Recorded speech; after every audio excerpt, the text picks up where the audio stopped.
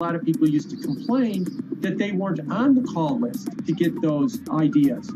Social media changed all of that. Fast forward to 2021, that's being done on the internet now. And that's being done on Discord and Twitter and StockTwits and Reddit. And the impact is very similar, but orders and orders of magnitude larger.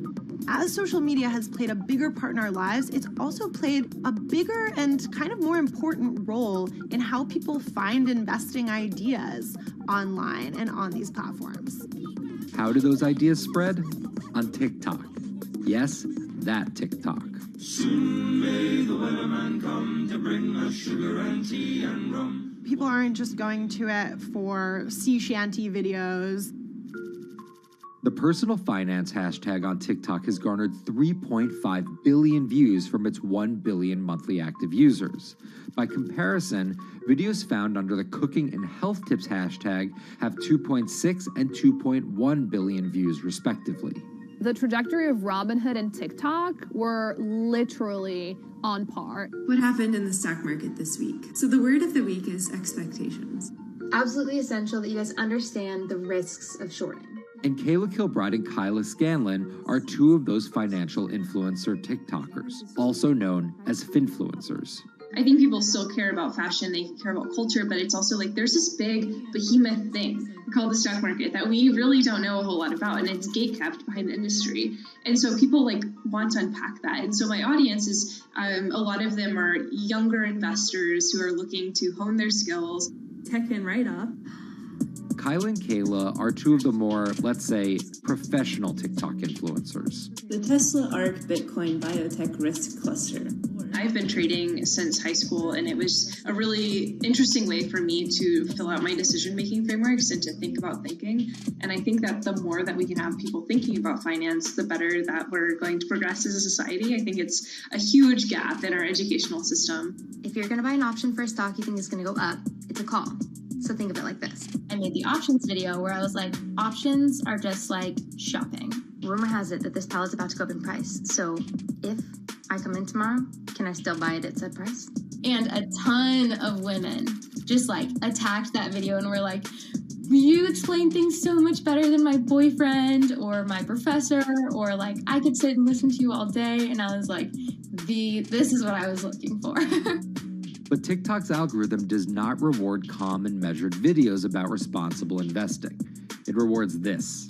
Watch this video for 30 seconds and you'll be rich for the rest of your life. I try not to say the A word, the ALGO word, because TikTok listens to us. The algorithm does impact how you feel. You know, you do notice which videos do better versus which videos do worse. How do you catch someone's attention in less than 60 seconds? And how do you make it something that they're like, I need this in my life?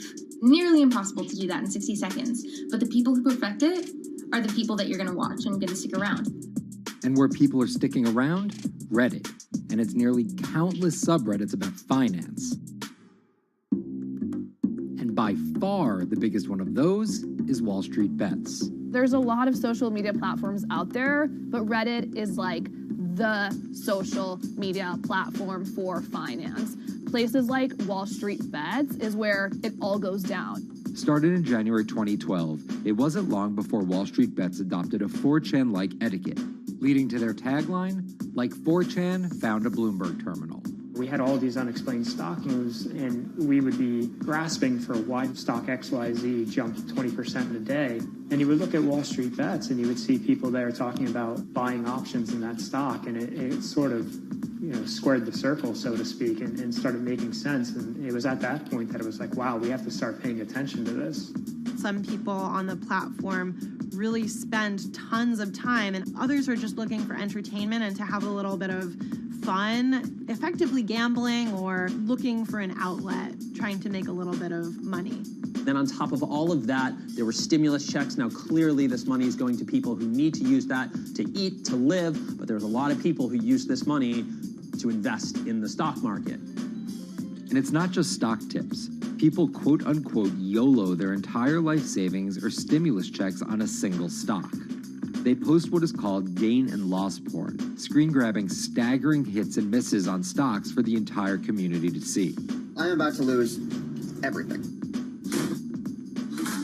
And And while some of the people on Wall Street Bets are novice investors, the community contains multitudes. In one respect, what it did show us among these network groups is they are very sophisticated. They're not a bunch of ignorant people talking to other ignorant people.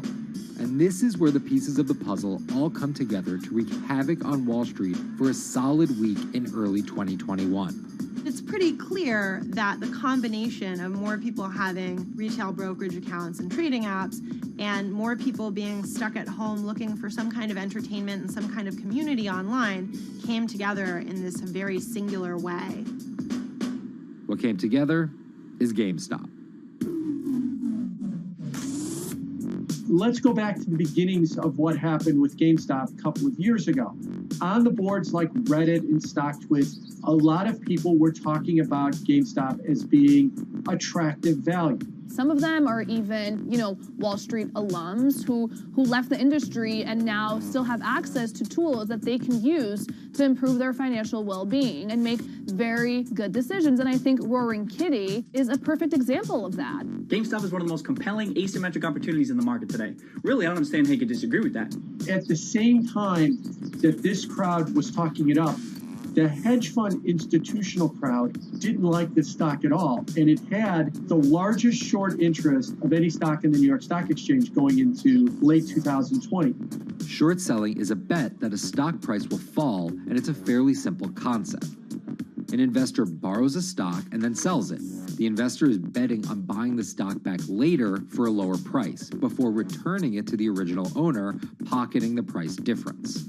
What a short seller would tell you is that they almost act as a policeman in financial markets, or they're at least looking for companies that aren't what they say they are. And that can range anywhere from an outright fraud that some short sellers try to expose to just a company that's not worth as much as investors think it is. The problem is, if the stock price rises, the short seller has to come up with the money to buy the stock back. And the more it rises, the more it costs. And that's what's called a short squeeze. And the hedge fund Melvin Capital was on the wrong end of that squeeze. Melvin Capital lost over 50% of its money in the month of January alone, just from being caught in the short squeeze of the stock. This is where the disruption comes in. One of the most wild stories you're ever going to see. GameStop shares absolutely going nuts. In less than a year, the company's stock has jumped from less than $3 a share to almost $350. Cheers, everybody! Roaring Kitty has turned $50,000 or so investment into some $14 million. Whoa! Investors all over social media use the free trading app Robinhood to wreak havoc on Wall Street. They're actually piling on into some of these stocks to really hurt the professional short sellers. And they all used Reddit, Twitter, TikTok, and Discord to tell one another to keep buying and, quote, hold the line and not sell GameStop. People are getting cheerleaded for jumping in, buying at the highs. They're saying, keep going. And it was working too, until Thursday morning, the trading app Robinhood sent out this tweet. In light of current market volatility, we are restricting transactions, including GameStop. People were really angry. Robinhood was supposed to allow the regular people to play the same game these big boys are playing. But instead, we were all taken for schmucks, and they screwed us. Shares of GameStop are jumping again now that retail investors are being allowed to buy shares of the stock. But what we learned is that when people organize online, they have the ability to disrupt the market. And it was a big sign the ivory walls of the institution aren't as powerful as maybe the institutions thought them to be. I don't know if pumping up GameStop was the best use of billions of dollars, but I think that as a signal to society, it was pretty interesting and powerful. The GameStop saga was so impactful that both Vlad Tenev and Roaring Kitty were called in to testify before Congress to clarify each of their roles in the saga. One thing that's emerged from the congressional hearings is that they're interested in how retail brokerages make money and whether they're keeping the best interest of their customers in mind, but it's pretty fuzzy as far as what they would actually do as a result.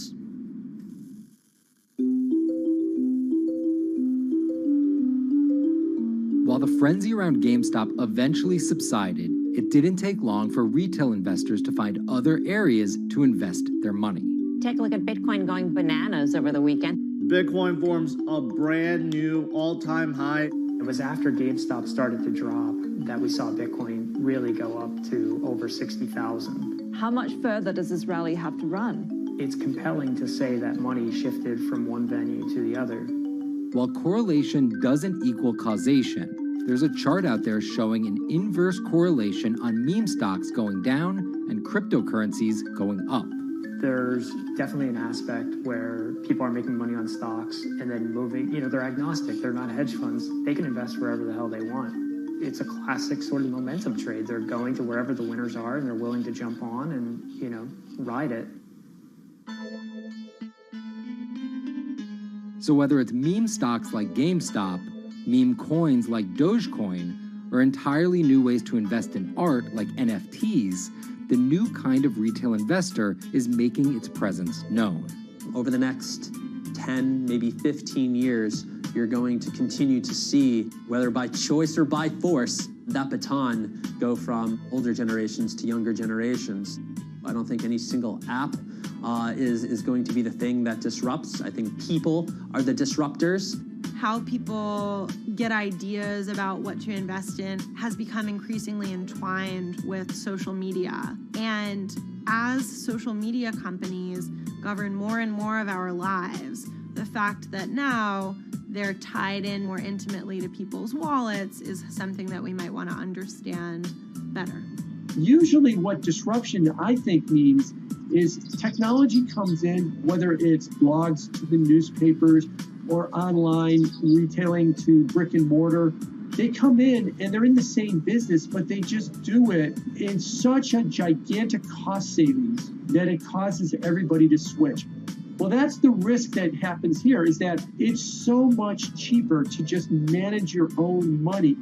We're not there yet, but costs and conveniences are moving in that direction. So I'd say, Wall Street, you haven't been disrupted yet, but you could be in the coming years, and that the final chapter on this story hasn't been written.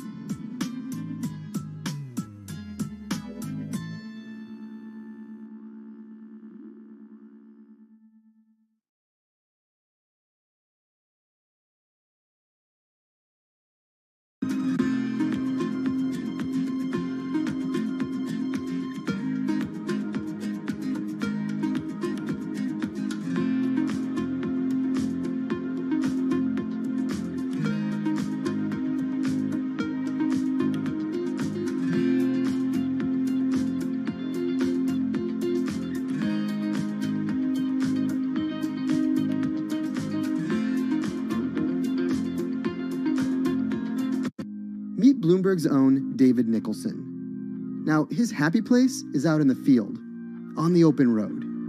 But like the rest of the world lately, he's been working from home a lot more than he's used to. COVID-19 has prompted a massive urban exodus as professionals of every ilk yearn for more space to live and work. As a result, rural areas have exploded, and they're poised to experience a resurgence as more and more families pack up and leave the big city to try out life in the burbs. But there's one problem with that.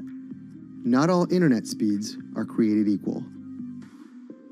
Anyone who might need to upload or download large files for a living may not want to pack up and move to that cabin in the woods just yet.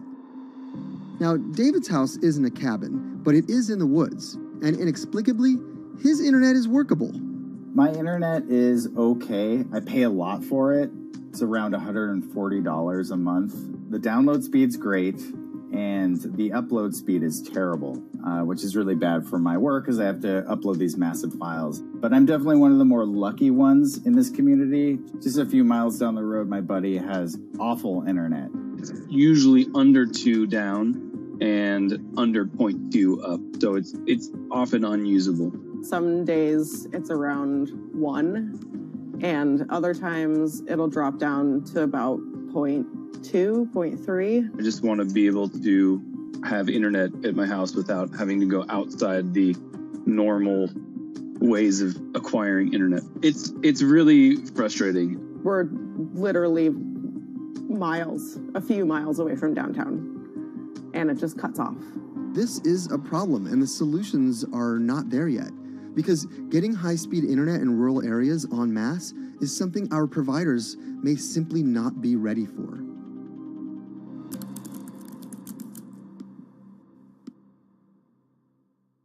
If your internet service doesn't have fast download and upload speeds, then you don't have high-speed harmony. You have. Americans on average pay about $70 a month for internet at home. But in rural areas, it could cost a lot more for a lot less service. So the pricing for a fixed wireless provider here can be something between $80 and $150 for about 25 megabits per second. However, gigabit service, which is 1,000 megabits per second and symmetrical, is running at about $119 a month or $130 a month. That's John Paul. He co-owns Spiral Fiber, an internet service provider here in Nevada County, California. And for the past 10 years, he's been trying to bring an affordable fiber optic network to town. It all started when he applied to be part of the pilot program for Google's fiber service. Across the country, civic boosters have been going to extremes, chanting, singing, Google in the morning, and marching, trying to get the search engine giant to look at their town. The internet these days is crucial to be in the world, to be a part of the world, and to be connected to your community. Google ultimately went with Kansas City, Missouri, which left Paul on a mission to get funding to lay out fiber optic networks for gigabit service. Over the next several years, he would attend conferences and pitch venture capitalists and apply for grants to make his vision come to life. One of the biggest roadblocks to building infrastructure for the internet here in the United States are the existing large providers. They have their land staked out. They would prefer that nobody come in and compete against them. In 2013, we applied for a grant. We went down and met with the commissioners at the California Public Utilities Commission. It was an arduous process to get funded, but we finally did against all odds. We got a $16 million grant, and then we went out to seek venture capital. Then, in March of 2020, the pandemic hit the world. Everybody got locked down, and everybody came home, and everybody started using the internet. And I remember seeing on one of the local fixed wireless providers' websites, they've said, hey, we know you're all staying home, but please don't use too much video, and please don't use too much bandwidth. And I thought, that doesn't work. The U.S. connectivity gap is far greater compared to countries that are considered its peers economically. Some developing nations actually have better internet than rural America, like in Kenya, which has a state-of-the-art fiber optic network fed in from their coastline. The American connectivity gap does largely affect rural areas that are either outside of service coverage or simply prohibitively expensive. This is Rebecca. She and her family moved to Nevada County just a couple miles down the road from David. They took for granted that high-speed internet would just exist in the area, and it's not something they even bothered to check on before buying their house. Turns out, all they got was dial-up. We wanted to move where we had a little more space, room for the kids to run around, just be out in the mountains a little bit more. Having come from a bigger city area where Wi-Fi is pretty readily available, we hadn't really considered that in our purchasing of the house, whether that would be an option or not.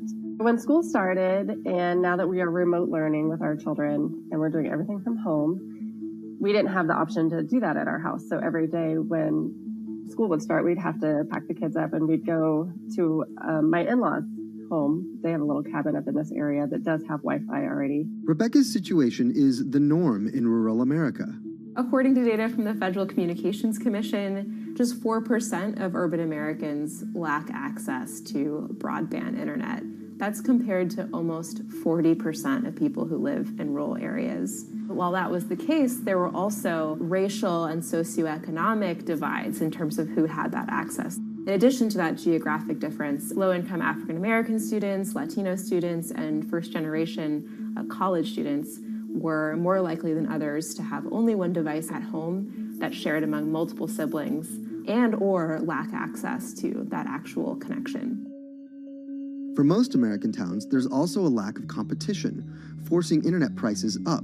And large providers like AT&T and Comcast aren't incentivized to expand service to these rural communities. This is how Xfinity makes life simple, easy, awesome. So in our area, we have a small imprint of Comcast, but they're not going to go out to the more rural areas. It's just not cost effective for them to do it as a large company.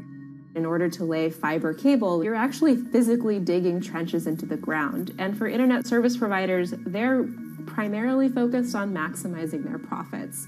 And so the fewer customers you have, in any square mile and the more fiber you have to lay, that's just kind of harder to pencil out from a purely economic standpoint. AT&T released a statement on the matter, expressing the need and desire for government assistance to fund fiber optic expansion to areas deemed unprofitable. Comcast released a similar statement encouraging more public-private collaboration on this effort. Federal agencies do offer grants to help communities build broadband networks, but many have argued that there's not enough flexibility on how to use these funds. The COVID-19 relief package passed by Congress in March and signed by President Donald Trump awarded $43.3 million to 51 projects on the East Coast alone. But it also stipulated that these projects needed to be up and running by December 30th. For contractors who plan projects months and years in advance, it's a scramble to rearrange their schedules to meet that deadline. So what we've been asking the federal government to consider is at least have, as long as the projects are getting started, knowing the projects are being put into place to expand both remote learning, working from home, and opportunities like that that are truly driven from COVID. We're moving as fast as we can regardless, but hopefully they'll give us some more time. Talking to John Paul, it's clear that he believes broadband is something that can transform a community and should be considered a public good. One of the first communities to come on in the United States with full-on gigabit service was Chattanooga, Tennessee. Now, they're a bigger city, but they're a city that was economically in a downturn. In the last 15 years, the city of Chattanooga has turned around in an amazing way. It's a nexus for young people to move to. It's a place where technology happens. It's not just about logging on to Zoom, to connect with your colleagues who might be in New York City. It's also your ability as a small business, operating in the town of Nevada City or wherever it may be to, quickly upload your payroll documents or something onto the cloud, or to quickly, swipe a customer's credit card. There's just some really basic business functions and mechanics that I think people in big cities really take for granted, and that are just going to be a much bigger challenge for small business owners in rural areas.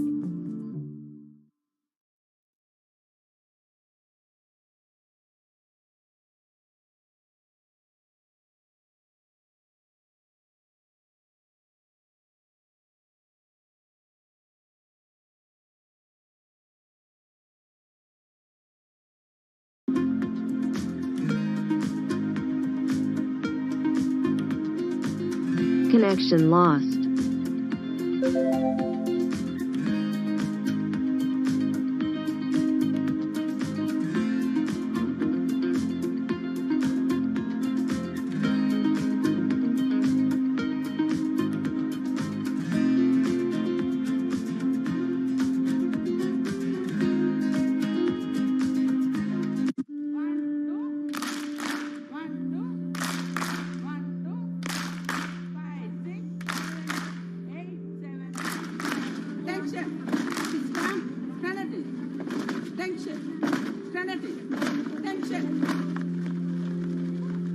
Historically, the marginalized people, you call them as untouchables or Dalits, they have been kept away from the center of the knowledge. Once you are born into a caste, it is very difficult for you to grow beyond that. You are stuck in that identity.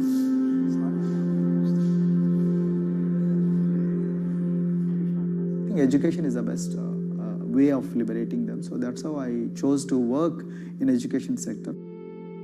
The kind of education that we are giving to the marginalized people is going to change not just the fate of these communities in Telangana, but it is going to be the source of inspiration, source of hope for all the marginalized in this country.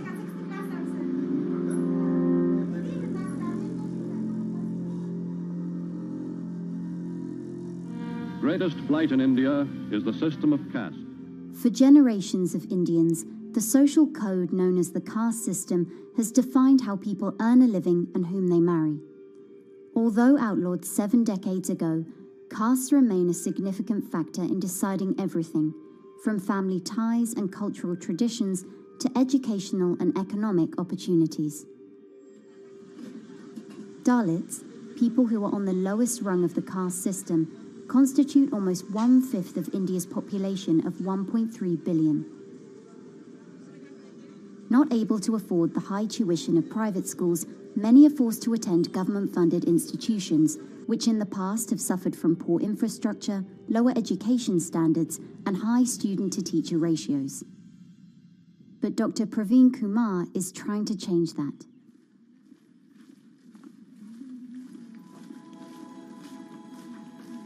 I am currently working as head of Telangana Social Welfare Residential Schools.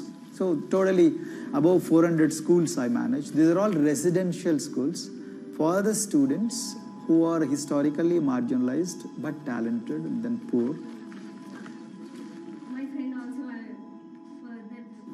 Of them, 60% are girls and then 40% are boys, because girls are more marginalized among the marginalized. Their voices are always suppressed.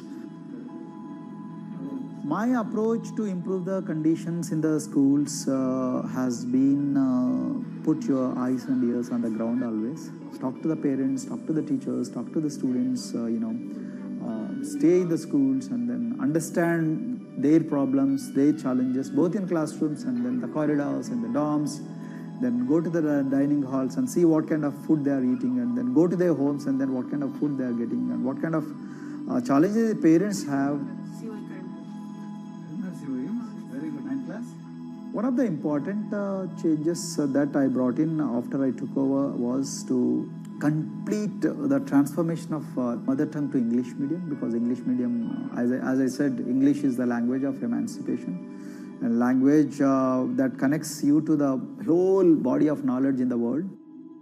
So we had to train a lot of teachers. refer to the dictionary also, okay, and find out the new meanings, as well as you're going to describe about. Hey, Richita, how are you? Hi, Sindhu. Fine, thank you. And how about you? I'm fine too. It's been a long time. Identity is extremely important. There is a scientific evidence to prove that your sense of identity is extremely crucial to your growth as a successful human being in your life. If you accept an identity which is very humiliating, which reminds you of very painful past, I think that identity will not help you to grow. I'm not saying that you should forget your past. I'm not saying that, but that should not be the bubble in which you must live always.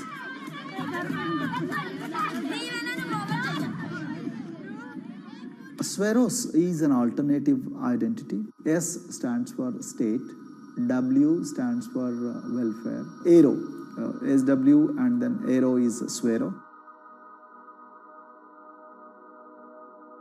So the idea is your dreams have to be skybound.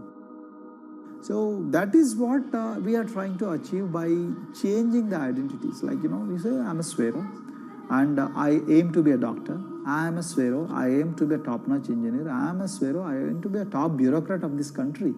I'm a Swero, I want to be a very good actor or, a musician in this world. So these are the positive images that are associated with the identity.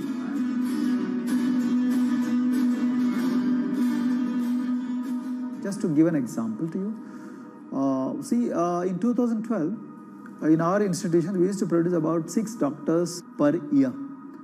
But because of our, this self-liberating ideology of Sveroism, we have, this year, we have produced about 189 doctors. This is phenomenal for any poorest of the poor people. You know how difficult it is to get into a medical colleges in this country. So, but today, because of this ideology, the students have been able to achieve this, feat. Pujita has been a farm laborer, and her parents themselves are agricultural laborers. And then this girl used to sell vegetables, but thanks to the residential education institutions, she came to the Gaulidoddi campus, and then she toiled very hard for 1 year, despite many problems. And today, I'm so happy to share with you that she has joined one of the prestigious medical colleges in the state of Telangana, Usmania Medical College. And then in future, she hopes to be a gynecologist. So this is the journey our children are hoping for. Similarly, the Mount Everest expedition. Mount Everest expedition, we are very fortunate enough to place the youngest ever female in the history of this world on the peak of Mount Everest. How did this happen? It's all because of an ideology that helps you to liberate yourself.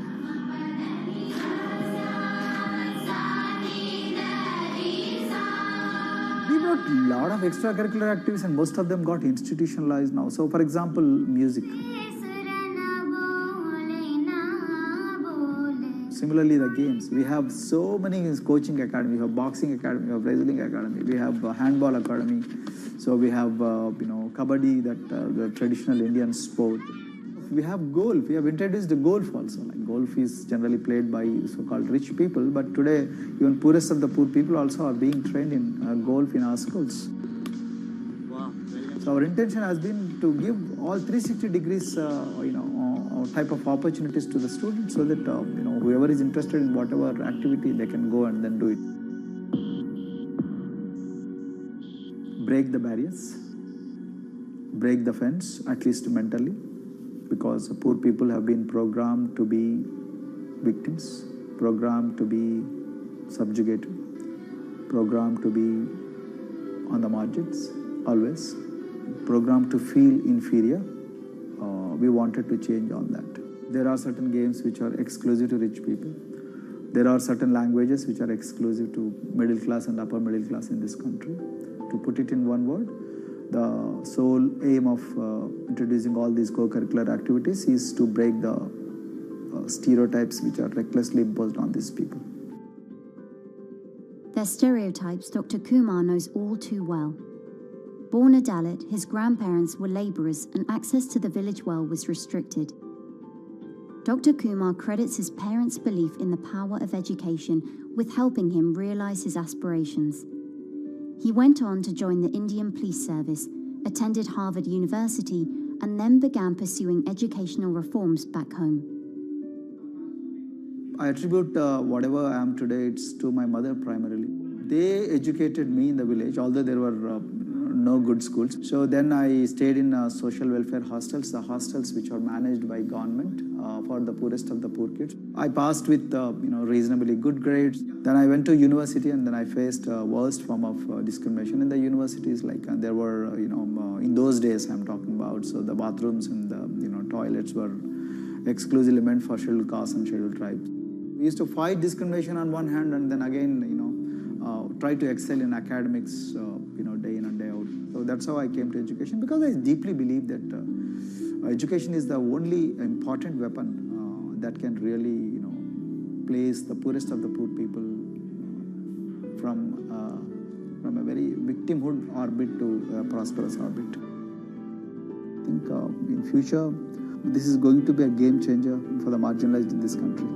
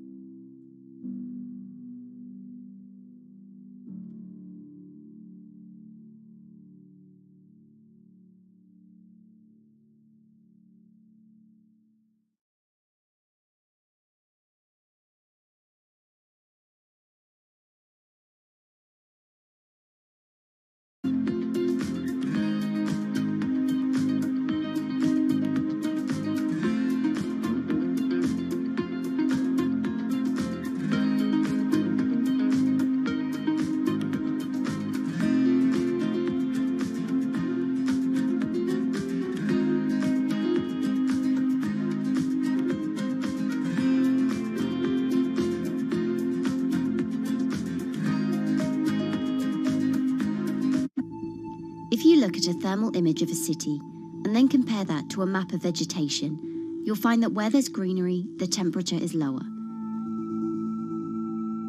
That's because things like asphalt, concrete, and shingled roofs absorb more heat from the sun than trees.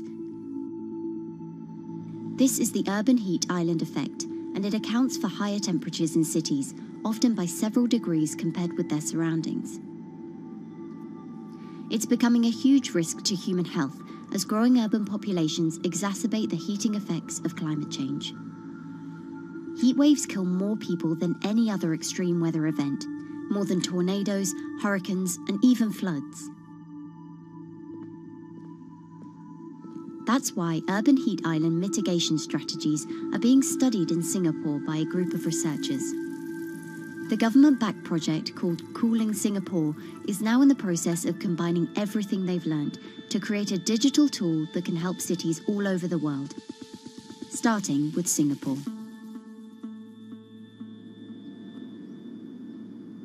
In Singapore, close to the equator, temperatures regularly rise above 32 degrees Celsius or 90 degrees Fahrenheit. And the city structures only make it worse. And that is also the case for Singapore, which is basically a concrete jungle, more urbanized, more developed city. And even in Singapore, what you have is a situation whereby there's a temperature difference of 7 degrees Celsius between the more urbanized and the more rural areas. The government has taken drastic steps to keep temperatures down. This is Gardens by the Bay, an award-winning park, and inside this greenhouse is a pleasant 24 degrees. That's because the dome, along with 24 nearby towers full of thousands of people, is chilled by what's probably the world's largest underground district cooling system.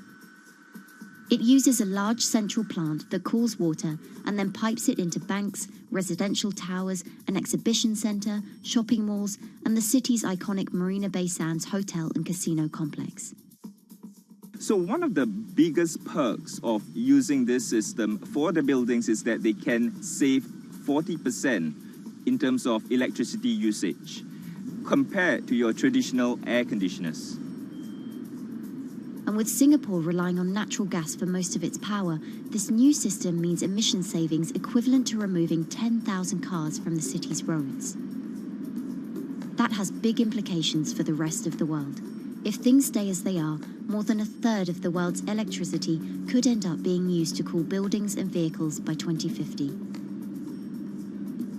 As the world gets hotter, gets warmer, there is a greater need for air conditioning and as well as refrigerators, for instance. And the more people are buying these household appliances, the more energy usage they use, and they release heat more, and that then exacerbates climate change. It's a vicious circle. And so since 2017, researchers at Cooling Singapore have been identifying design solutions that reduce our need for so much cool air in the first place. One thing many cities have in common, and that's the importance of vegetation. That's a very important measure to mitigate the urban heat because of the shading effect, of course, and the psychological effects of the vegetation, and also because of the possible evaporative cooling effect of the vegetation. Vegetation can be, of course, on the ground floor in form of trees and shrubs, and you can walk under them. This is the so-called canopy layer that the vegetation forms above us. But vegetation can also go up the facades of buildings, and it can go to the roof of the buildings. Luckily, Singapore has been striving for the garden city feel for quite some time. It was a vision initially introduced by then Prime Minister Lee Kuan Yew in 1967 to make life more pleasant for people. And today, Singapore is one of the world's greenest cities in terms of urban vegetation. Kampung Admiralty, a community centre that contains health facilities and social spaces, now provides more green space than the plot of land it was originally built on. It's topped by a roofscape of staggered terraces covered in local plants, which functions as a community park. And a village green in the centre that contains farm plots for residents to tend to. Park Royal on Pickering was designed as a hotel in a garden that doubled the green growing potential of its site.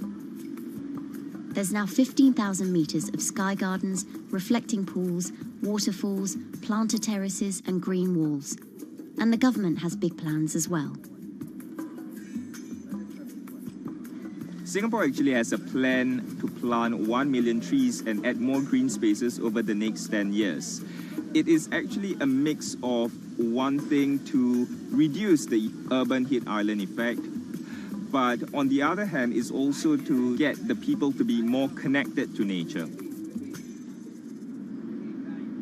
But it's not enough.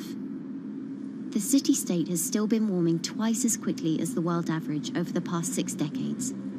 That's why Cooling Singapore has developed a catalogue of other potential heat mitigation measures. When you try to mitigate the urban heat island effect in a city or in any building, in a village as well, the first place to start is by shading of the windows. You have to keep areas clear so that the wind can move through it. Water of a certain depth can act as a very good thermal buffer. If you have to construct heavy buildings such as high-rises, at least you can make the surface, the facade, less heavy, and you can protect it from direct sun penetration. You have to make sure that no combustion engines will be in the city in the middle, in the medium to long-term range. So ideally, the electricity production is outside of the city, and you bring just the clean electricity into the city. You can at least minimize the use of energy in the city, and you can start to slowly convert the roofs, the facades of the city into production areas for renewable energy. In Singapore, unfortunately, this is a limited option, but in the long run, it could produce up to 20-25% of the energy, of the electricity needed in Singapore, if all the roofs and the areas in the buildings, on the facades would be used to do that. With so many different ideas, Cooling Singapore is also designing a virtual model of the city to test them out. It's called a Digital Urban Climate Twin, or DUCT, that will calculate how each element of the city's design will impact the urban heat island effect. That means we model not only the geometry of the buildings digitally, but also we model the transportation, the insulation, the temperature, the radiation coming from the sun, the weather, the local climate, the even very, very microclimate of the city, the water, the movement of people in the city. We can invent scenarios, we can design scenarios, test them before we actually build them, and if they test very well and we are sure that they will function, then we can start to build them and put them into reality.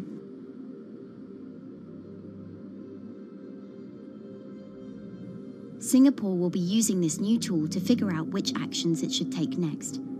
And the model can be applied to any city, whether it needs to keep heat out or keep heat in, which will ultimately save energy, slow climate change, and improve our quality of life. So this is something that Singapore will be able to export, maybe even together with its city development systems that it already has. Singapore is one of the very few cities in the world that really combine this scientific approach with a very well-established urban redesign and urban design approach. Through its agencies and the combination of its agencies, it has achieved a lot in the past. If it keeps following the scientific path and the combination with the other knowledge in the city already, we think that it will be a very comfortable and very livable city in the future, even more than today.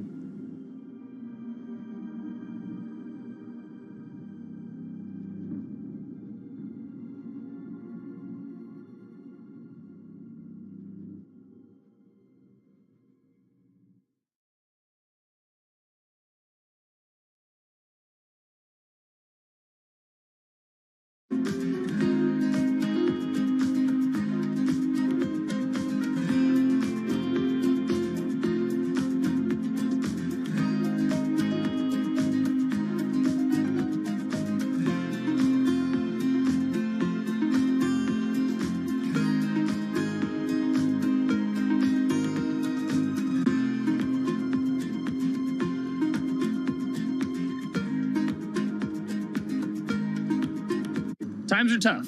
Jobs are scarce. It's risky to be outside and around others. Seems like there's very few ways to make extra money during a pandemic.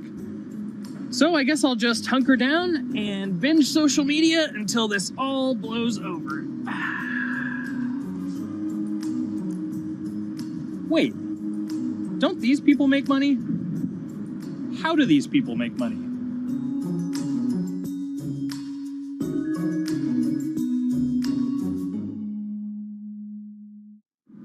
Streamers, YouTubers, Twitch stars. How do they make money? Is it a lot? Is it a lot of work?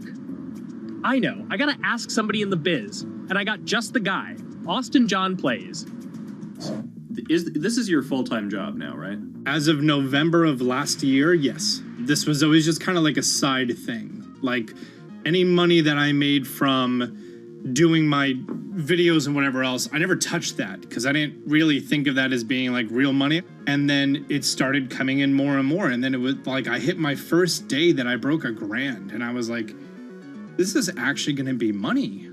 How did the YouTube channel come to be? When the game Pokemon Sun and Moon came out for the 3DS, there was like things that I learned about the game, and then I wanted to just share that information with people. And at the time, I didn't have any way to capture a screen or anything, so I found like generic footage, and I kind of put it all together with so much editing.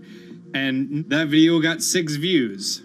And then 2 days later, I made another one, and that one got 12 views. And then I just started pumping out more and more content, and people were like, this guy knows what he's talking about. It really just started building on top of itself, and then it was like, my channel really focuses on tips and tricks. So I play a straight 18 hours, and I'll finish the game or get to about the 40-hour mark, and then I'll make my first video. While I'm going through, I have a giant notepad and just scribbles everywhere, and I make these notes of like the things that stumped me, so I know the things that may stump other people. What do you need to think about if you're building your YouTube channel? 1, you need to do something that you're passionate about. Not that you like, not that you think you're going to make money on, something you're passionate about. The other thing is something that other people are passionate about. It holds a special place to them. And third is, it needs to be something that people are going to seek out information on. In order to enter into the marketplace, you either need to be better than everyone else, you either need to be faster than everyone else, or you need to be more accessible than everyone else. And you can't be more accessible because it's already on the platform. Granted, if you understand how the algorithm works, which is very similar to Google Analytics, then yeah, you can have a little bit of a head start. But if you're not doing it faster, and if you're not doing it better than everyone else, then why should anyone watch your channel? So my income as a YouTuber kind of breaks down to 3 different ways. 1, which is the bulk of it, which is ad revenue. Whenever you go and you watch a video and then there's an ad and then you wait 5 seconds and you hit the bottom right corner and then you go on to the next video, or a non-skippable ad, or the video starts immediately, you get the little banner ad at the bottom, or if you scroll down from the video, the first thing that shows there is an ad. Those are the 4 different types of ads that can appear on every single YouTube video.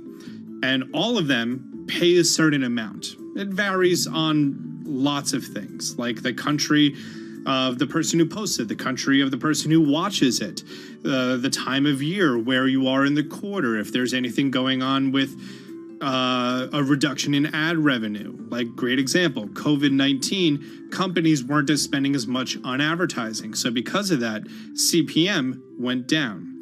CPM stands for click per thousand. I'm using the Roman numeral for 1,000. And that means that for every 1,000 views, you get a certain amount of money. Now, on low ads, when I first started off, my CPM was 30 cents. So every 1,000 views, I made 30 cents. But then once I signed with an MCN and I started making more quality content and more engaging content, some of my better videos and certain times of the year, I can see CPMs as high as $12 to $14.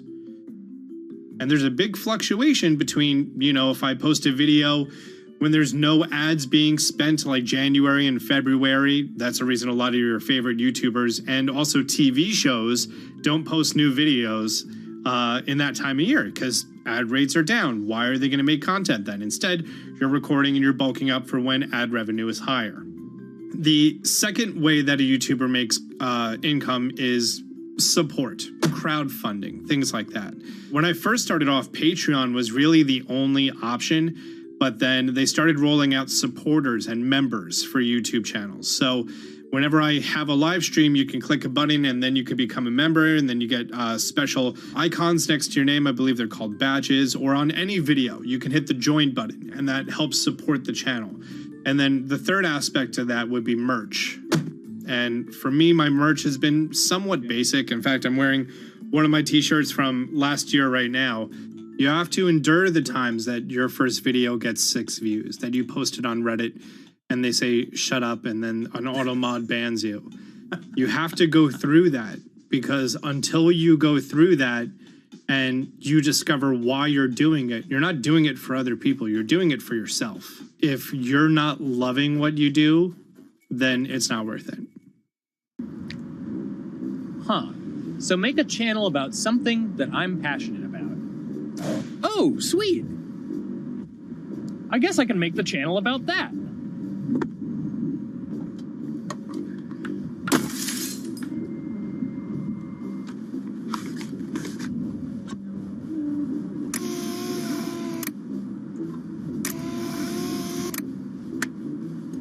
Now, how do I grow an audience? How do I get popular? It's all about diversification, right? You have to have a massive Twitter following. You have to have a massive Instagram following. You have to have a massive YouTube following.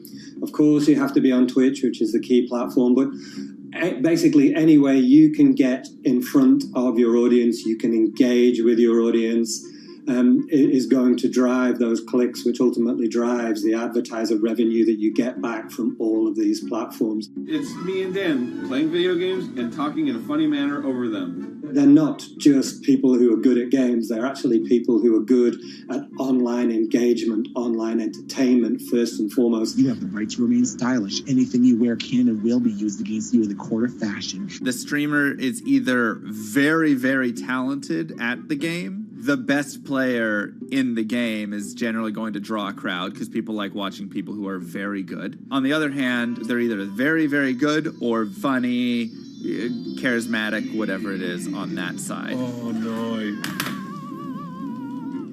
You know, it becomes more of a show where they talk about other things outside of the gaming world, and gaming becomes really just a backdrop and an excuse to engage with that audience. There were those weird, like, Ronald McDonald, like, straight to VHS movies. You remember those? I'm personable, I'm chatty. I would kind of, when boring things were happening in the game, I would ramble on about, movies I'd watched or books I'd read and, or conversations I'd had and stuff like that. And so I think being personable was a big part of that.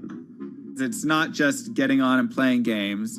It's getting on and being an entertainer. You are putting on a show. All right, now let me go ahead and grab the samurai sword that every gym has. Okay, he's dead. To have a larger audience and to have that audience, I think, stay with you, you have to bring something extra.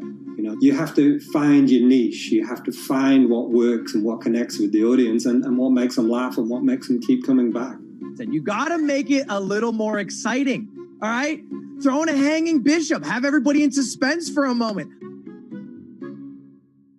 I think the real most important thing is to just get used to being on camera. Like in any sort of performance thing, is get used to talking on camera. My first few videos were terrible, but because I sat down and did it for 6 to 8 hours a day, I just got used to talking and I got over that uncomfortable hump. If you go into Twitch purely with the expectation that you're going to make money, make a job out of it, have all this growth, and it's going to be great, you're probably going to burn out prior to getting to that point because there's very little payoff for a long time, right? Like multiple years generally before you really start to see a payoff. And so, those first few times you're streaming, nobody is there. One person shows up every 30 minutes, says hi, maybe, and leaves, right? Like, it's very discouraging, I think, for a lot of people. And so you have to be there just loving it. You have to love talking to yourself when nobody is around. You have to love just the game that you're playing, all of that stuff, because it takes a while, and I think a majority of people burn out prior to getting to the like profitable point of it. And there you have it. My very own YouTube, Twitch, Discord, and streaming channels all ready to go live. It's a veritable social media ecosystem just on the verge of thriving. So, don't forget to smash like and subscribe, and visit my Patreon for perks. Also, go to my merch page. And one last thing, stay cool, my friends.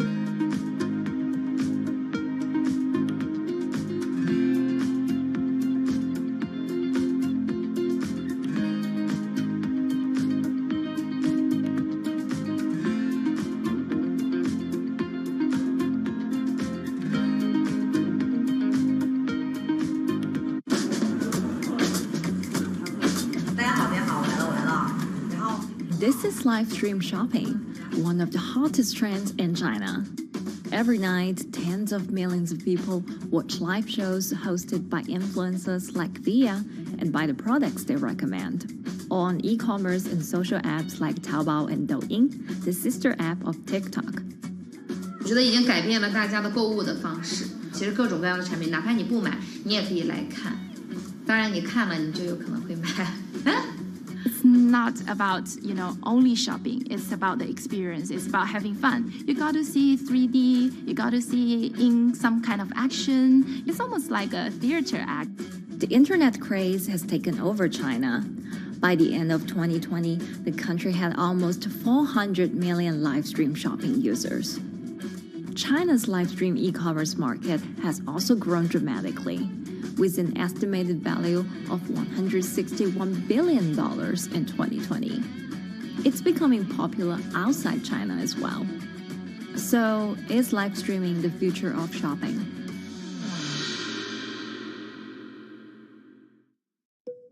Live streaming is not a new thing. In China, it started in 2015 with the rollout of 4G. And it was first used for entertainment and socializing. Many live streamers performed for their followers or chatted to them, making money by receiving virtual currency and gifts. In the West, live streaming is mainly the domain of avid gamers. In China, it's broken into e-commerce.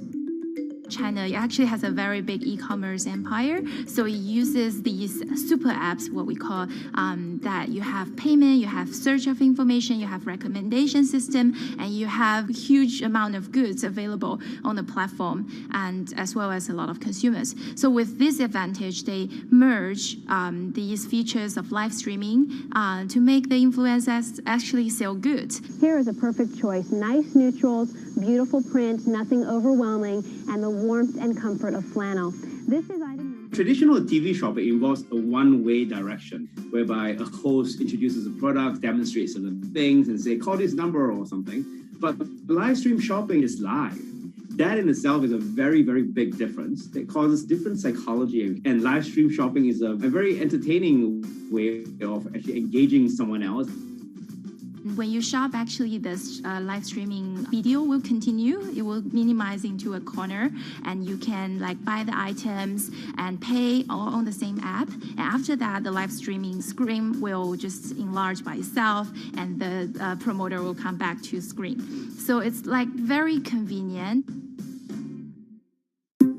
Taobao, one of China's biggest e-commerce platforms owned by tech giant Alibaba, added a live streaming function in early 2016. In the following years, other e-commerce and social platforms like JD and Douyin also integrated this feature.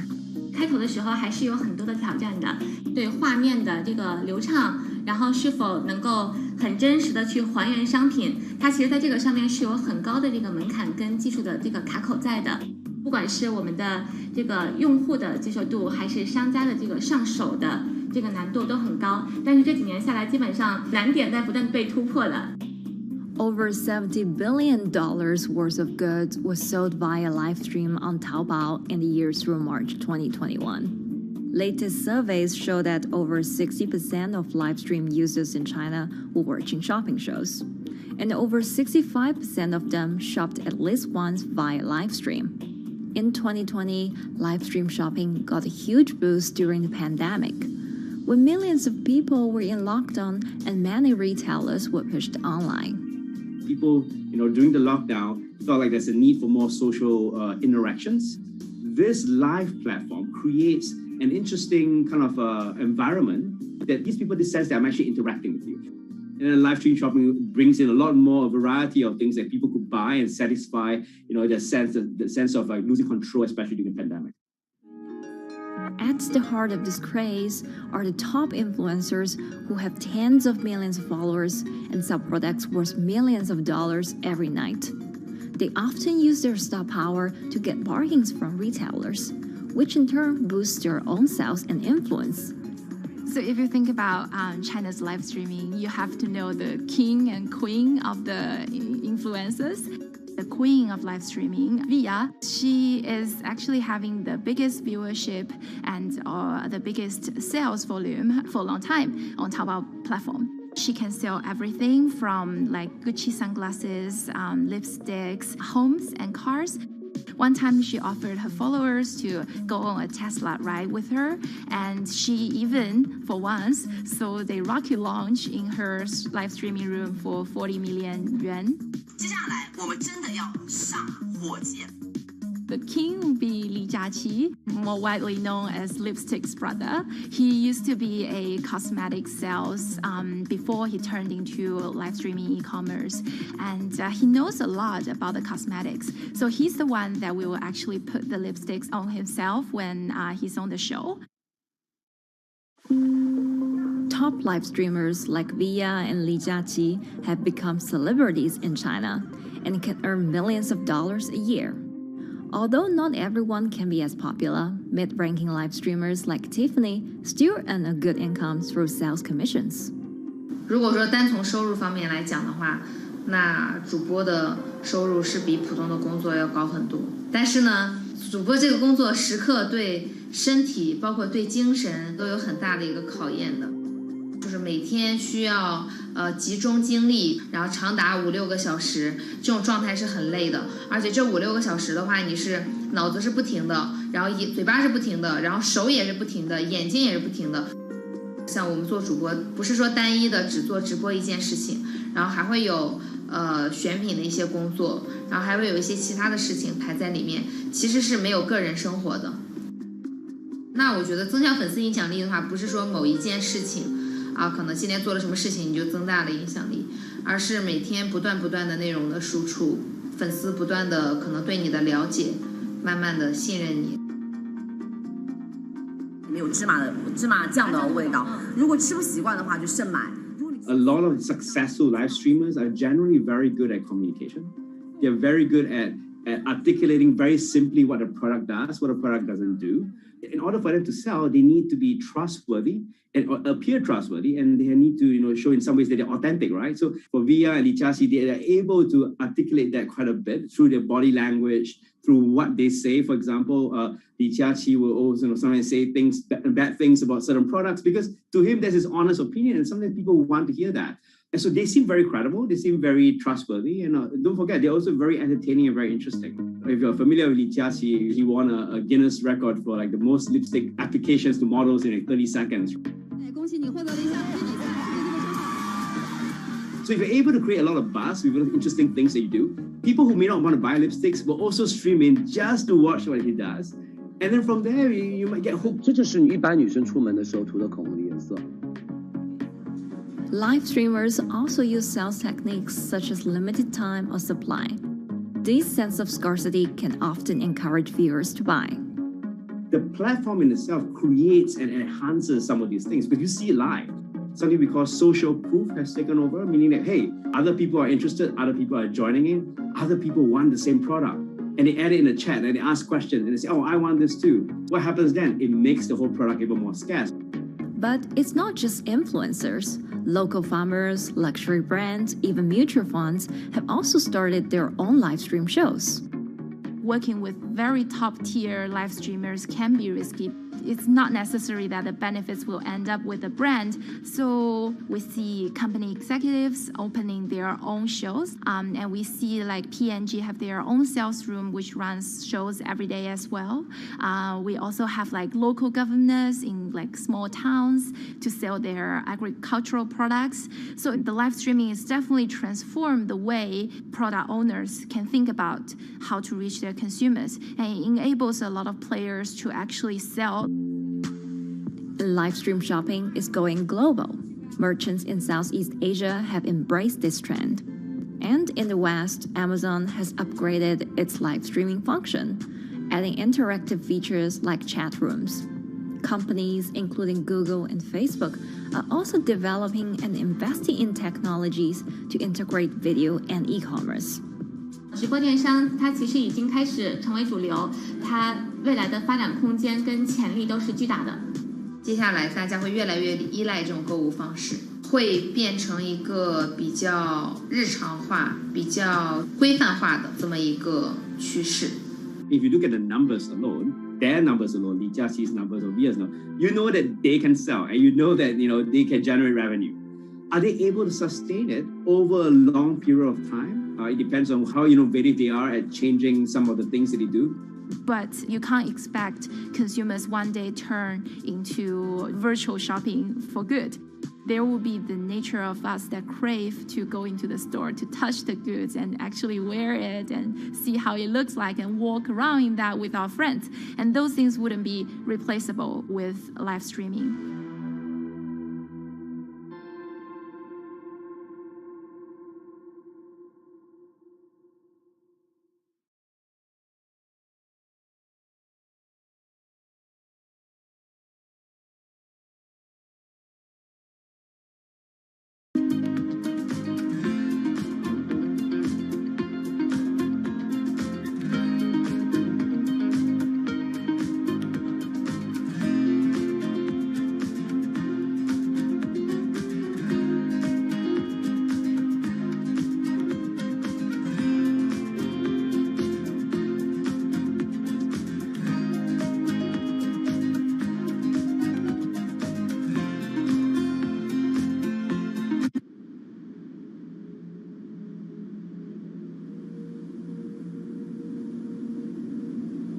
You could imagine that the oceans are actually the largest battery. We're storing huge amounts of energy in the oceans. The wave motion can be very deep. It can extend down several hundred meters. And once it gets to the near shore, from about 50 meters, the whole water column is moving backwards and forwards. As we search for ways to reduce our reliance on fossil fuels, some are looking to a largely untapped potential source of renewable energy. In theory, waves off the coast of the United States alone could generate over 2 trillion kilowatt hours of electricity a year, enough to power more than half of the country. Waves intensify and subside not as quickly as the wind, and that means that it can produce a smoother power generation curve. One of the potential advantages of wave energy is that it could act as a complementary source of power compared to other renewables on the grid if it were to be scaled up to commercial scale.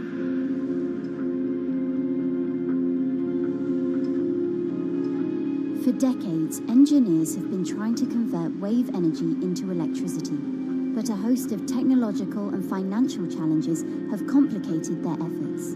In the years from around 2006 to 2015, there were a spate of bankruptcies in the sector, and this was largely because of a lack of kind of continuous proven projects out at sea with reliable electricity generation. Since then, companies have been trying to develop the technologies at a steadier pace and with a smaller cash burn. But the same questions remain. Can companies develop devices and technologies that actually work? Is wave energy just a novelty or something that can become a major renewable energy source?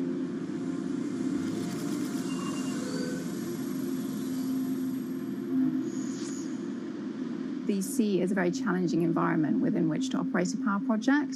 So seawater is corrosive and conditions are very rough. So this means that power projects don't have a very long lifetime, and it increases operating and maintenance costs. Partly because of that, many early wave energy projects hit rough waters, such as the Palamas Wave Energy Converter in Portugal and the Isla Limpet project in Scotland. But that hasn't stopped others from trying. Companies are focused on testing projects out at sea, proving their durability, trying to raise capital and bring down cost. The sector hasn't really converged around one single technology design, and companies are kind of undecided about which design works best.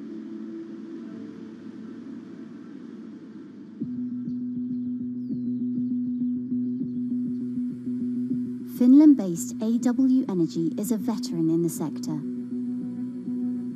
The first proof of concept of the company's device was made in the 90s after diver Rauno Koivusaari observed the strong back-and-forth movement of a hatch cover in a shipwreck in the Baltic Sea. The waves are generated far from the coastline, so the wind blows on the surface of the water, causing the water particles to rotate. And that rotation extends deep down below the surface, and the waves can be very long. They can be several hundred meters long. And as they come into the near shore, this rotational energy turns into an elliptical energy, and eventually backwards and forwards, as you probably noticed if you've been swimming on the seashore in large waves, you're pulled in and out. That's the energy that we're extracting. There's a sweet spot where we deploy, so around 10 to 15 meters of water depth. That's where there's still strong wave energy coming in. After years of research, prototyping and testing, the company has deployed Wave Roller, a 350 kilowatt device in the waters of Portugal. Wave Roller has an 18-meter wide and 10-meter high steel panel fixed to the seabed via a floatable foundation. The panel moves back and forth with the waves, capturing the energy. It's submerged in the depth of 15 meters, so it's protected from the extreme waves. We generate electricity by capturing the movement with hydraulic circuitry in a machine room underneath the surface. That hydraulic energy we turn to electricity with hydraulic accumulators and hydraulic motors, and also a generator. The Wave Roller has survived large waves at sea for over a year and delivered electricity via an underwater cable to the grid in Portugal. Meanwhile, the company has won a €2.5 million grant to work on an upgraded version of the Wave Roller, aiming to increase the electricity generation capacity to 1 megawatt. The upscaled device would have a bigger panel, 2 power takeoff units, and improved software to control the energy production. We have taken into use a wave prediction algorithm that kind of tells us what kind of waves are coming into our device. That gives us few seconds to prepare for capturing more energy, and the difference in that is significant. Our future plans are to deliver technology around the world.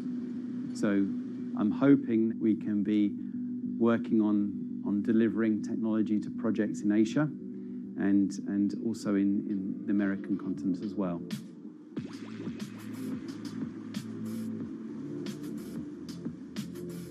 Meanwhile, Israeli company Eco Wave Power is taking a different approach to capturing the power of the ocean. For the company's founder, Ina Braverman, developing new sources of renewable energy is a personal mission. I was born in Ukraine in 1986, and 2 weeks after I was born, the Chernobyl nuclear reactor exploded, causing the largest in history nuclear disaster. I was one of the babies that got hurt from the negative effects of such explosion. I had a respiratory arrest and a clinical death.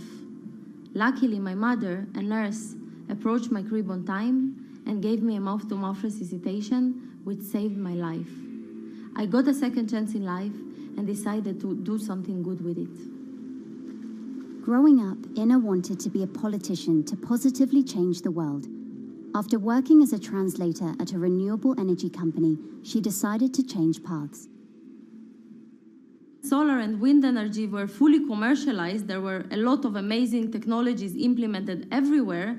I saw that wave energy, although it's an immense source of electricity, the biggest companies in the world are trying to develop wave energy with no success. And there was kind of a race going on in the world of who is the company that is going to develop a viable wave energy solution first. In 2011, the then 24-year-old Inna co-founded EcoWave Power. Instead of installing devices offshore, the company's devices are attached to existing breakwaters, jetties, and piers.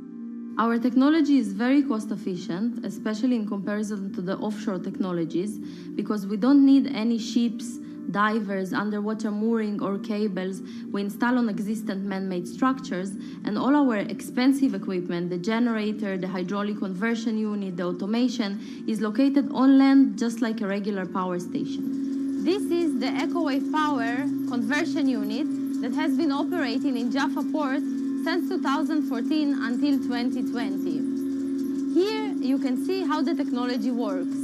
Basically, the floaters are going up and down and pushing the hydro cylinders, which transmit biodegradable fluid into land-located accumulators.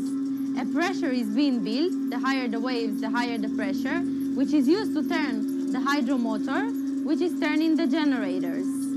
The whole system is controlled by a smart automation system, which you can see right here. And in case of upcoming storms, the system automatically raises the floater above the water level and keeps them in the upward position until the storm passes. The company has been operating a 100-kilowatt grid-connected device in Gibraltar since 2016, which is enough to power 100 households.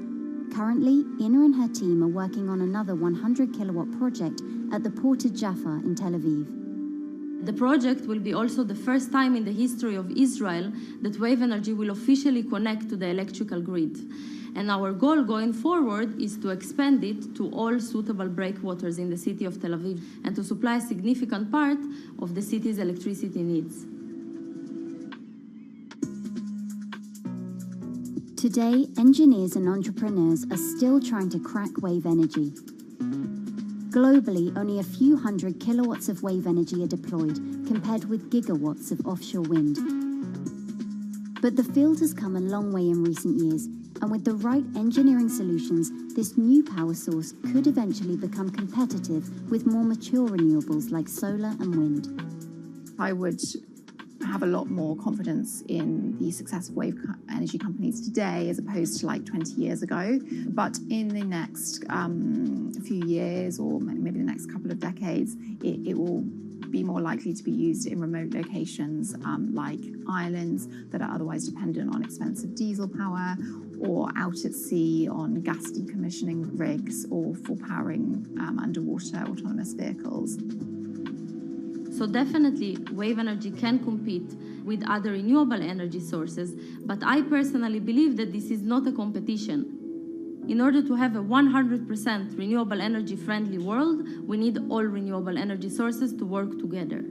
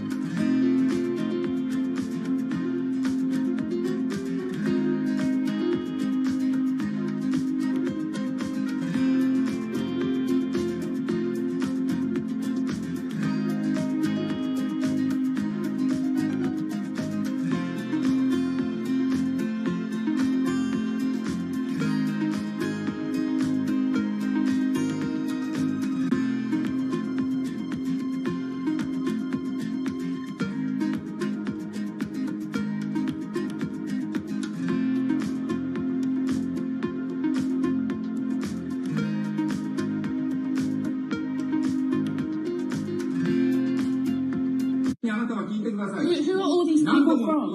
Who are all these people from?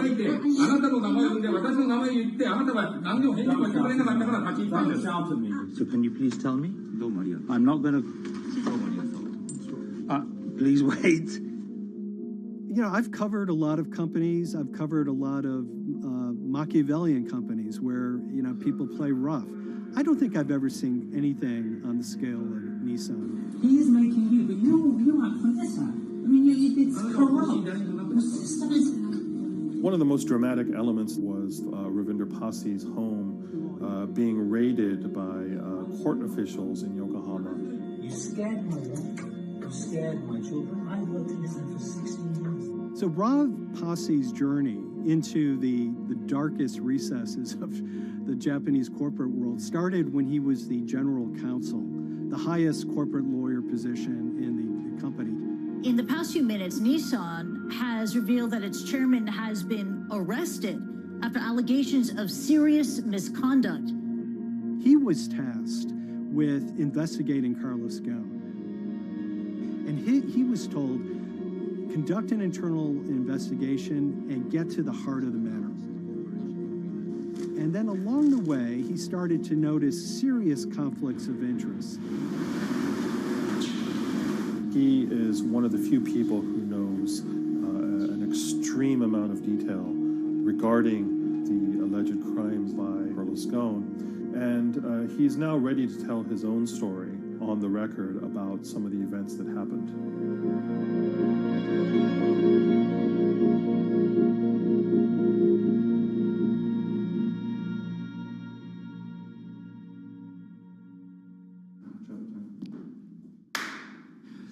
My name is Ravinder Passi. I'm the former Global General Counsel of Nissan Motor Co. Limited. And you could say, yes, I had a front row seat in terms of what was going on.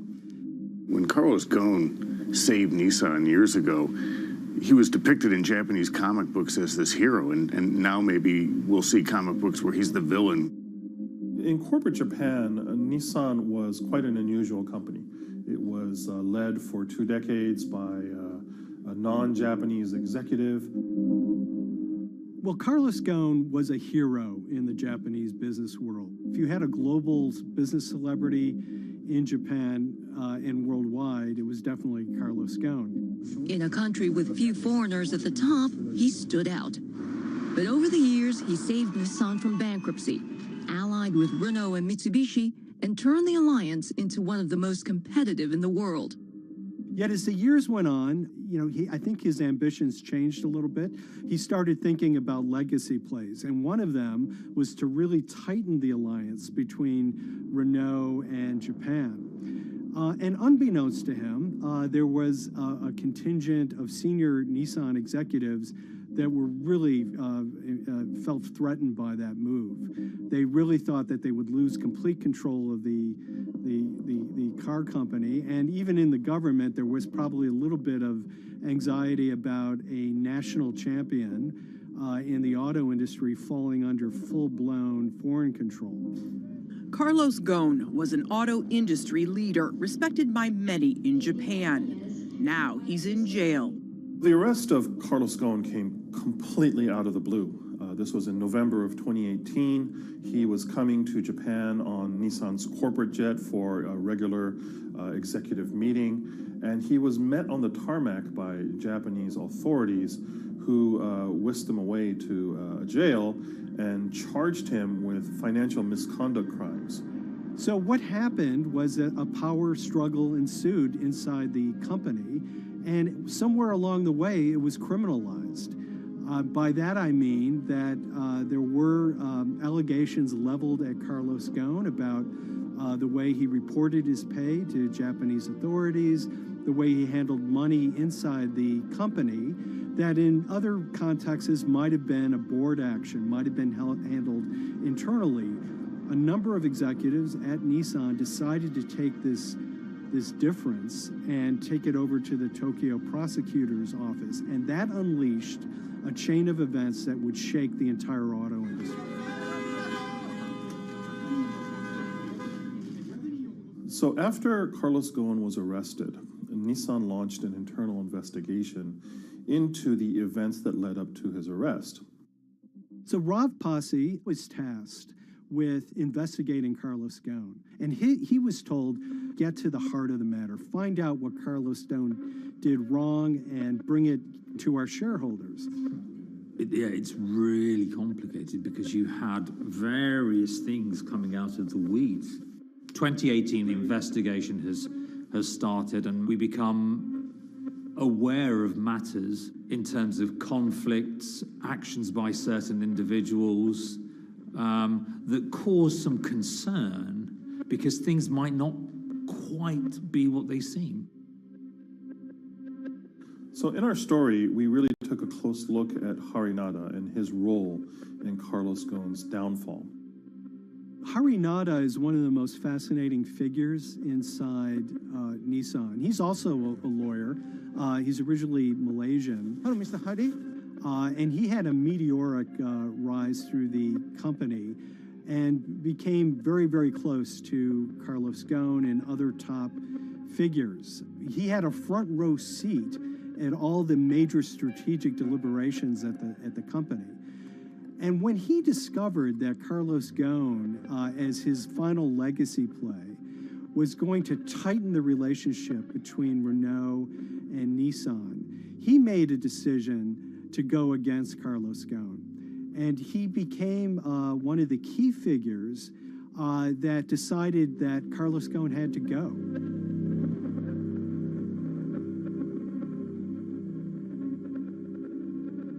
Harinada was somebody who actually recruited me into the company, so I have a long-standing relationship with him, or did have a long-standing relationship with him. For many, many years, he was a mentor. I had doubts about the credibility of the process right at the start. Harinada had a plea deal with the Tokyo prosecutors. Now, that suggests he was intrinsically involved in some of the wrongdoing, or the allegations of wrongdoing, and it just didn't smell right, just doesn't sit right. So there was a basic conflict of interest. In other words, Harinada had to deliver results to Japanese prosecutors to avoid his own criminal liability, and he's accusing and leading the investigation of Carlos Ghosn. Some of the people who had been involved in the original alleged crimes were also looking into the affairs themselves. Ravinder Pasi began pointing out some of these conflict of interest issues. And the reason for that is essentially his concern was for the company. If the company's own investigation into itself was compromised, that could lead to a very weak position in various lawsuits that it was dealing with across the world. I had discussions with Harry, discussions with the statutory auditors about these conflicts, discussions with HR about some of these conflicts, because at that point, we reported into him. You know, at the time, everything was quite, as you can imagine, it was, we've got to do this, we've got to do that, we've got to move fast. But when you step back and look at some of these things, you just think, my God, what was going on here? Because me, members of my team, were being placed in immediate danger. Your chairman's been arrested, a representative director's been arrested. They both happen to be foreigners. And then now what we need to do, we're being instructed to do, is certain compliance professionals need to go into properties in Brazil, for example, and retrieve evidence. They've got to do it very carefully, because if they don't do it carefully, they're going to get convicted of criminal activities. And likewise, when a team of lawyers were commissioned to go to Lebanon, I mean, one of my immediate concerns was, why are lawyers from Nissan being sent to go to Lebanon to retrieve evidence? These are just lawyers, they're corporate lawyers from Nissan. You had revelations that a number of executives had benefited from share appreciation rights when they shouldn't have. I mean, you know, substantive amounts of money being taken by these guys when they weren't entitled to take them. And you do think, yes, how is this going to look later on? It's going to look quite concerning. So that triggered for me the sort of assessment that, well, I'm going to have to do something, because up until this point, I haven't put down on paper these conflicts and these issues.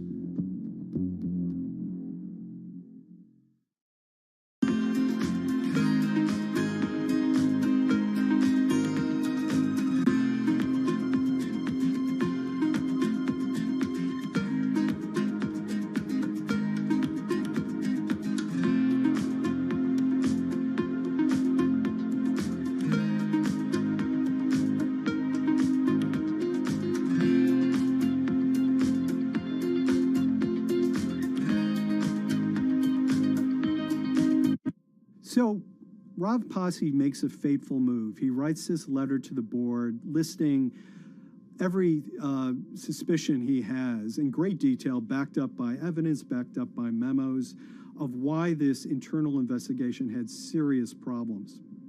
He sends the letter to the board and it's crickets. He doesn't hear much of anything. Nothing happened thereafter. Nothing at all. Just like it just gone into a black box. And he began to suspect that there was a desire, even at the highest level within Nissan, to kind of sweep these conflicts of interest under the rug. Unfortunately for me, I think, you know, again, with hindsight, people must have thought that this is the nail that's sticking out, and we can't have this. Within 3 days of me submitting that to the board of directors, that letter to the independent board of directors, I was removed from the Goan Executive Conduct Matters. I was then told that I could not attend board meetings anymore. And up until that point, I had attended every single board meeting. I was then also told that after 8 years of being in Japan, I'd be going back to the UK. It eventually transpired that I'd be the VP of Projects and Transformation, managing a team of 3. So you can imagine what this feels like at this stage. Almost an arbitrary removal from Japan, where I've lived for 8 years, had 3 children there, my family has grown up, and we've been settled there, having a few months earlier been promoted to vice president at a global level, to being almost demoted. So Pasi was essentially being reassigned to get him as far away from the internal investigation as possible, and also to a certain extent in retaliation to some of the issues that he brought up regarding the internal investigation and Harinada. What happened to Rav Pasi can be seen as a series of corporate humiliations. I mean, first of all, his immediate responsibilities were taken away from him. Eventually, he lost, you know, the coveted general counsel title. But it didn't stop there. Toward the end of his stay in Japan, Rav and his wife were convinced that they were being followed. During that period, I'd noticed that whilst driving my car, I'd have other cars following me.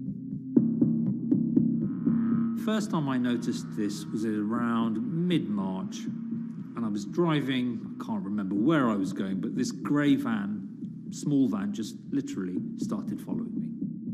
And I noticed that there was somebody in the car taking pictures. And lo and behold, we were absolutely being followed either by people on foot or other individuals, 2 or 3, normally 2 burly men in a car, different cars at different times, following us around. They were following the family as well. And, you know, given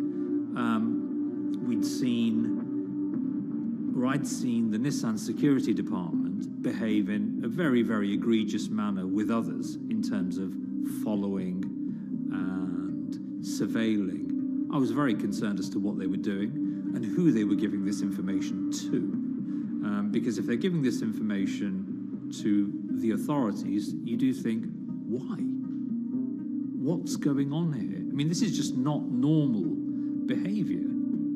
And this all culminated in a rather dramatic event in the middle of 2020. Who are you people? Where Nissan had hired a legal team and had obtained an unusual court order from the district court in Yokohama to basically do a search of his home and seizure of his corporate laptop and phone and other documents. If you don't let us in now, we have to break this key. So it's a pretty extreme way to treat someone who had spent 16 years at the company. These people have all come in. We don't really know who they are, apart from the fact that I've been shown a badge that says the Yokohama court. And they're here to recover a laptop and a mobile phone. It was even more weird because I'd highlighted to the directors that certain Nissan executives were trying to recover this laptop and this phone whilst I was still in Japan. And I was very concerned because it had evidence on there that related to misconduct matters and other forms of inappropriate conduct. It was just another form of intimidation, another form of harassment, forcing me almost to leave the company and the country. Because once they'd retained and obtained these items, we were still followed, which, again, I just couldn't understand. What is the point of doing that? You know, this isn't a car company. This is not the KGB.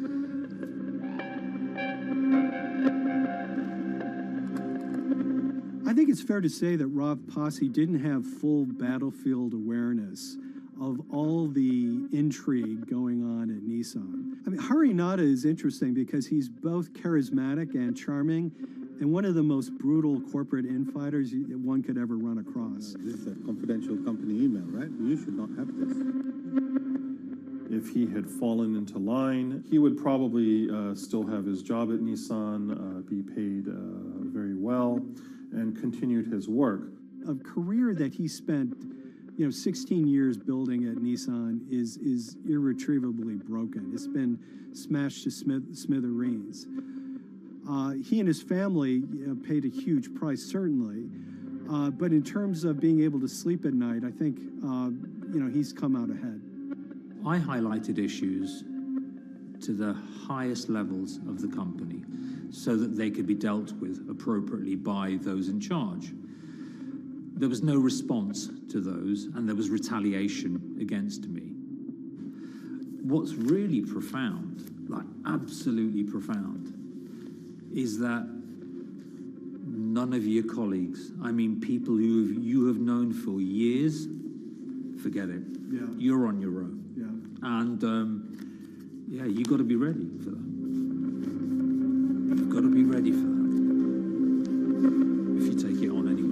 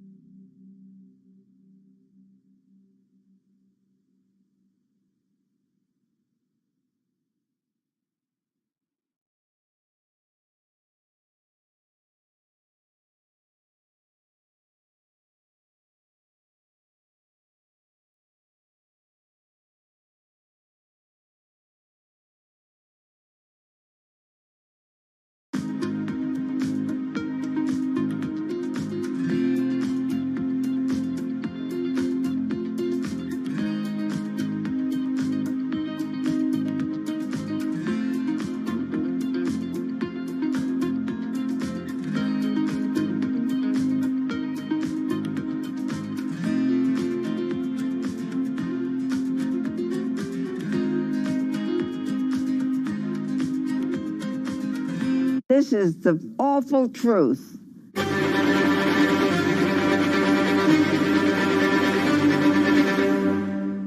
There's always someone in the family that's pushing it.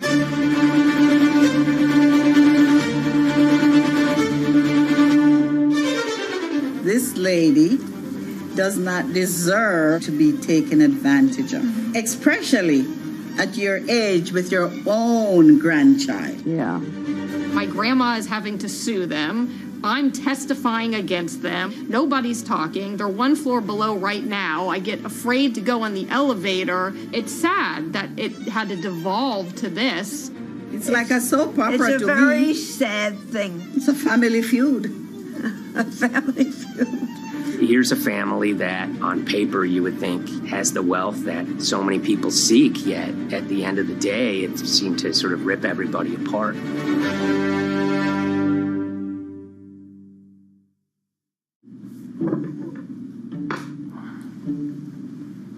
My name's Tom Schoenberg. I'm a senior reporter here at Bloomberg News, cover financial enforcement. I was approached by someone close to the Schottenstein family and asked whether or not I would be interested in writing about Beverly Schottenstein and this case that she had against J.P. Morgan. And it was immediately clear that there was a great story here to be told. So I started just, assembling all sorts of documents that the family made available to me. That included a diary that Beverly had begun writing when she started having suspicions about what was actually going on with her money. Beverly obtained her wealth from the Schottenstein kind of retail empire that has at times included Big Lots, Value City, American Eagle Outfitters, DSW Shoes. Beverly's husband died, and at which point they sold off their portion of the company, bringing them an enormous amount of wealth at around 1990. Estimates of her wealth were around $90 million. She, for many years, had that pool of money being managed by outside advisors. Her grandsons in the late 2000s had both graduated and were becoming financial advisors. She gave them a little bit to work with, and over time, her grandson, Evan, became the trustee of her entire estate. Managing sort of family money is not a conflict. In fact, some ways in wealth management, it's kind of how you get your start. It's kind of the seed that you need to sort of get going in the business. But Beverly started having suspicions that something was wrong probably in around 2016. Well, there were suspicious things, but taken separately without everyone talking about their own experiences, it was hard to really put it together. She had written a check to her caretaker, Dawn, that bounced. So she went down to her local Chase branch to sort of find out what was going on. She wasn't getting paper statements in the mail, so she asked them to print out a number of her statements having to do with her checking account and her credit card account. So we went to the bank and asked for the statements. And she got a whole year and going through all of them, page by page by page. And it was there she saw all sorts of charges that she said she didn't authorize or didn't know about. I was becoming very, very suspicious. I was starting to look in the money part, and that's what bothered me more when I saw that money was going, and I was not a big spender. Around the same time, Dawn, she starts noticing Beverly's son, who lived in the condominium below her, came up with Evan with a shredder and started grabbing papers in her office area, including some with J.P. Morgan letterhead, and just started sitting at the kitchen table, just shredding documents over and over. Yeah, they came in one morning. They used to do it in the back. Through the back door, and they brought the shredder inside. And then they went in the drawers in the office and took out all the papers, and they started doing it. I was very suspicious because I know you don't go around and destroying papers. Beverly said that they had done this many times before. That's when she said to me, Dawn, I'm going to write my feelings in this black book. Diary. And it's a diary, and she started writing. Each day she would write a little at a time. Around the holidays of 2018, a package had arrived, a FedEx package, and in it were materials about a venture capital fund based out of the Cayman Islands. Dawn and some other family members take a look at this, and they see that Beverly is signed up for this fund to the tune of $5 million over the course of several years. And that was really the beginning of it. That was sort of the tip of the iceberg when it became obvious that something was going on, that my grandmother really wasn't aware of this fund. You know, Beverly started to panic. She got really upset and called, JP Morgan's headquarters in New York and asked for Jamie Dimon. She said she was told someone would call her back, but she says that never happened. She wrote a letter to Evan and Avi, and in there she laid out a number of things that were concerning her: unauthorized trading, the checking account.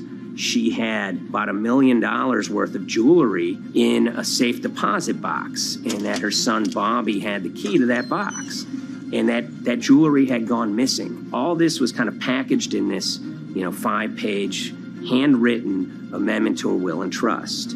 There's such an evolving narrative about why the jewelry was taken. The only truth we really know is that the jewelry is gone. But why it happened, there have been a lot of different stories.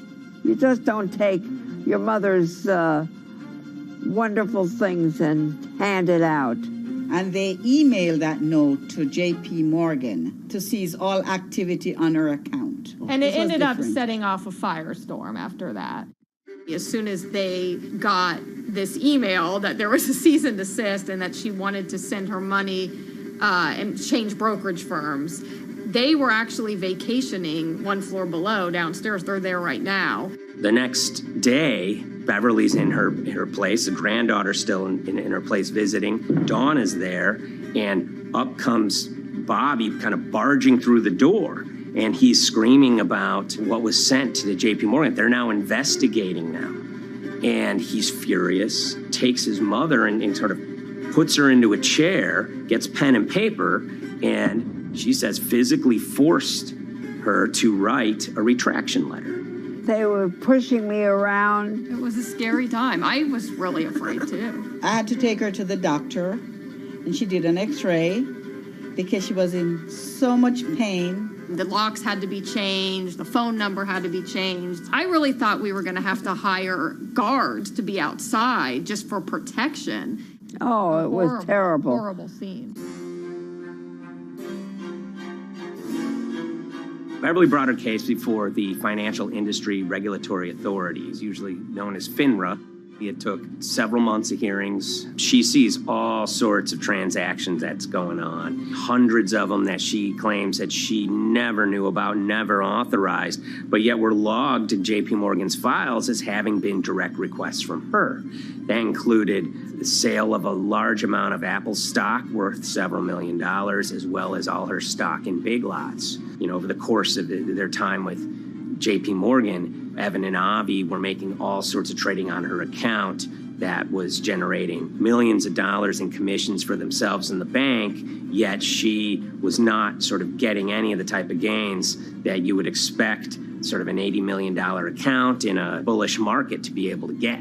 They issued a ruling entirely in her favor, finding that her grandsons, as well as JP Morgan, they were liable for violating their fiduciary duty, misrepresenting themselves, and they also found that the bank and her grandson, Evan, were liable for elder abuse.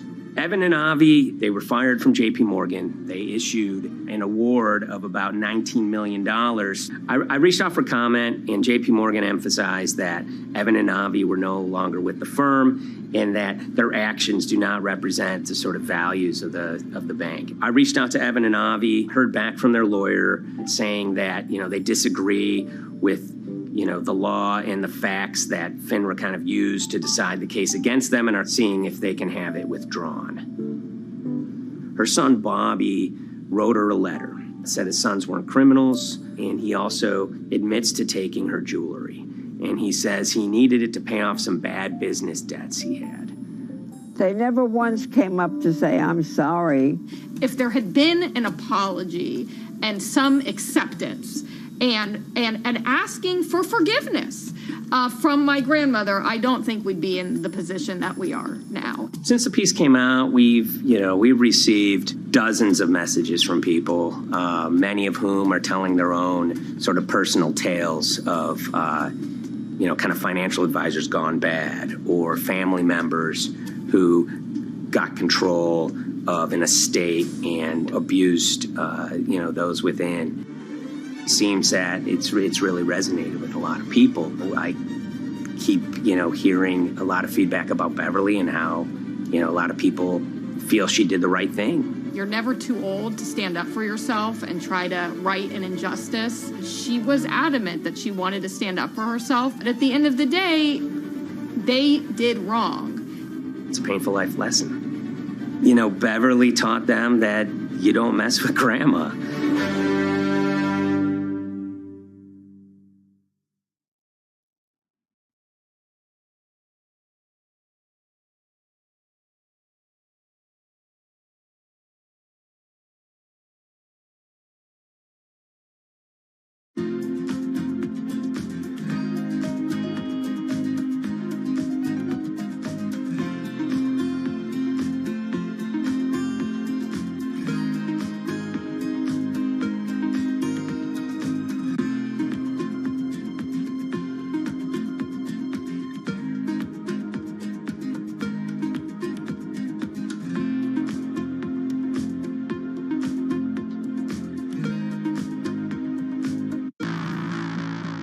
On April 20th, oil markets did something they never had before, and they crashed, went into negative territory and closed the day at minus $40. Meanwhile, in a place called Thaden Boyce in Essex, a group of 9 traders, led by a guy called Cuddles, made $660 million over the course of a couple of hours. The price of oil has collapsed to a record low. We've never really seen anything like it. WTI this morning down more than 35%. People maybe wouldn't have been so surprised if the oil price had fallen to zero, but the oil price went to minus 38. It went far lower than anyone had expected. And so lots of people in the market were saying, well, hang on, something else is going on here.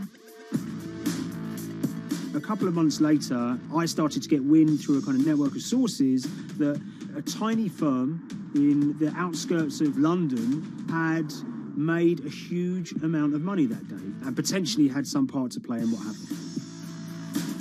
The information we got was that 9 traders at Vega Capital London had made in the region of $660 million in one day. As a group, I think they made as much money in one day as Apple makes from its international sales in one day. I mean, it's an insane sum of money. Did they pull off a fantastic trade? Did they predict the way the market was moving and get it absolutely right? Or was there something else going on, and had they actually done something that breached market rules in a bid to sort of push the market? And that investigation is ongoing.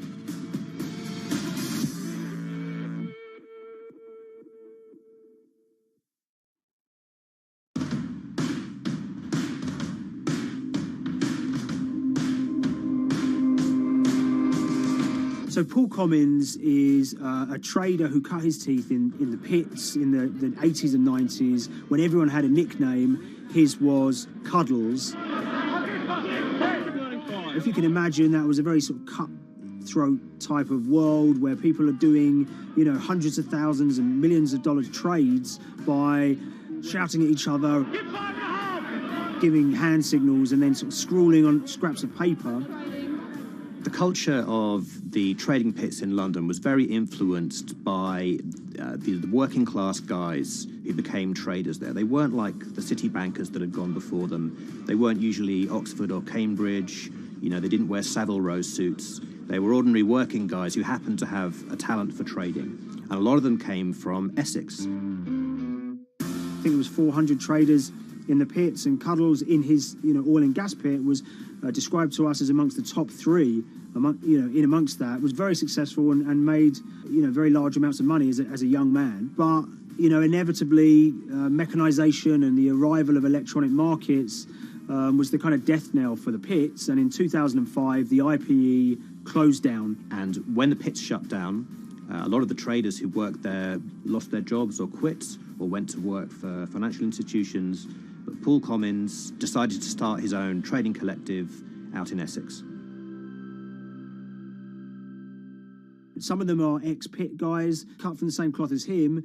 Lots of them are actually sort of in their 20s, and they're his, drinking buddy's son, or they're his own kids' friends from football. They're young lads, hungry and ambitious, and he brings them into the fold. And fairly shortly, he's got, maybe a dozen or so traders that they're independent, let's be clear, but they're all part of this collective.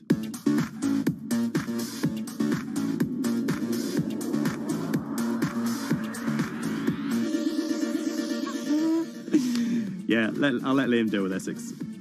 I am from Essex, so I feel like I'm free to, to get into this. Sweet, as they say. If you were to ask someone in Britain how they would imagine a kind of Essex person, they would see someone who's maybe slightly flamboyant, with a sort of Cockney accent, a sort of Guy Ritchie-style accent. Not afraid to splash the cash, but it's probably pretty bright and has done well for themselves. Don't even make sense, does it? But, these guys, they drove around very nice Rolls Royces and Bentleys. They went to places like Marbella on holiday. Thaden Boyce is a very wealthy place. You have to have considerable income to be able to afford to live in that village. It's a really nice place to live, and it's 20 minutes tube ride away from the city.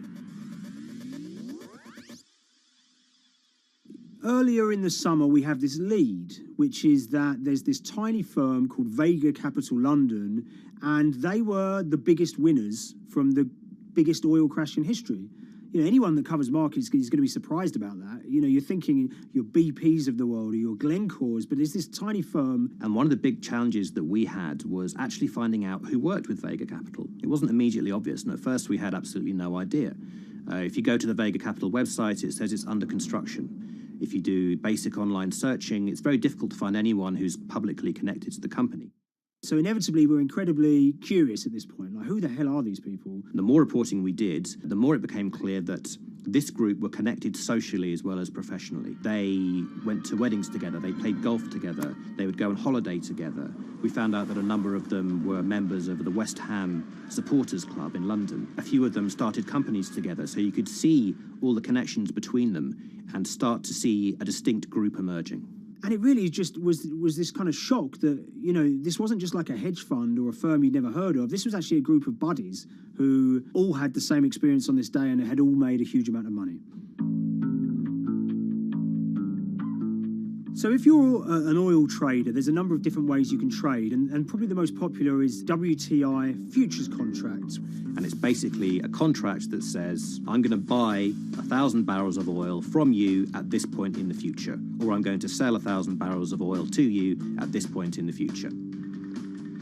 It's actually just a financial contract to gamble on to predict whether oil is going to go up or down. On the 20th of April in Essex, there had been signals for a while that this was going to be an exceptional day in oil markets. And we know that some of them arose early and started their trading in the early hours of the morning while it was still dark outside.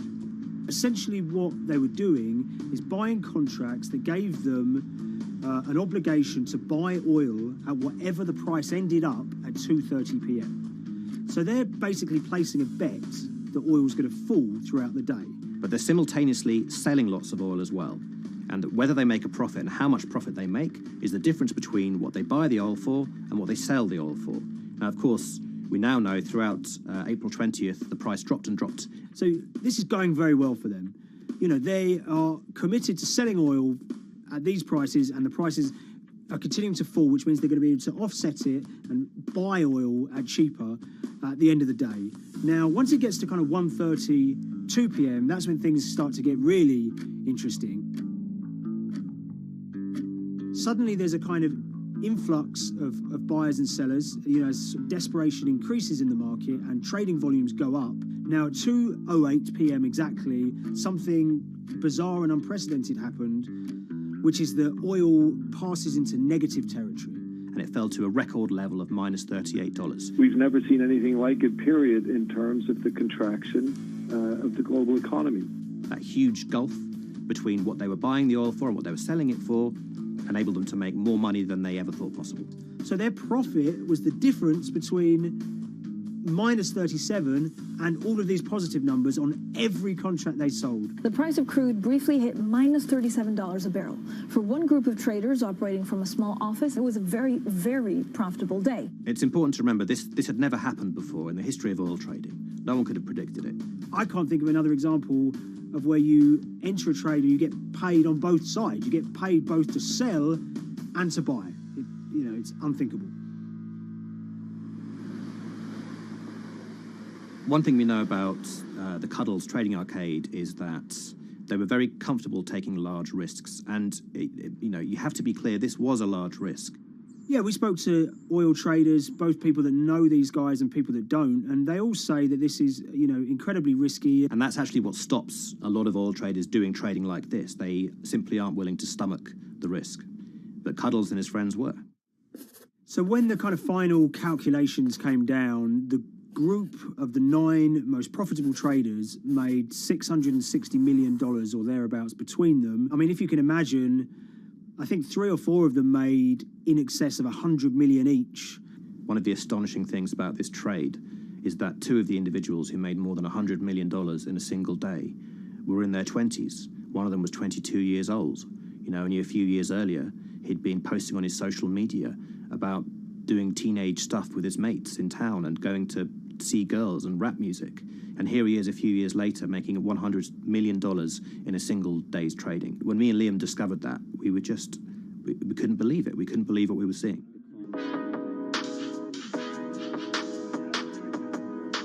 Oil trading is a zero-sum game. Anytime you're making money as an oil trader, someone else is losing it. Amongst the biggest losers were the investors in this Chinese fund, Crude Oil Treasure Fund.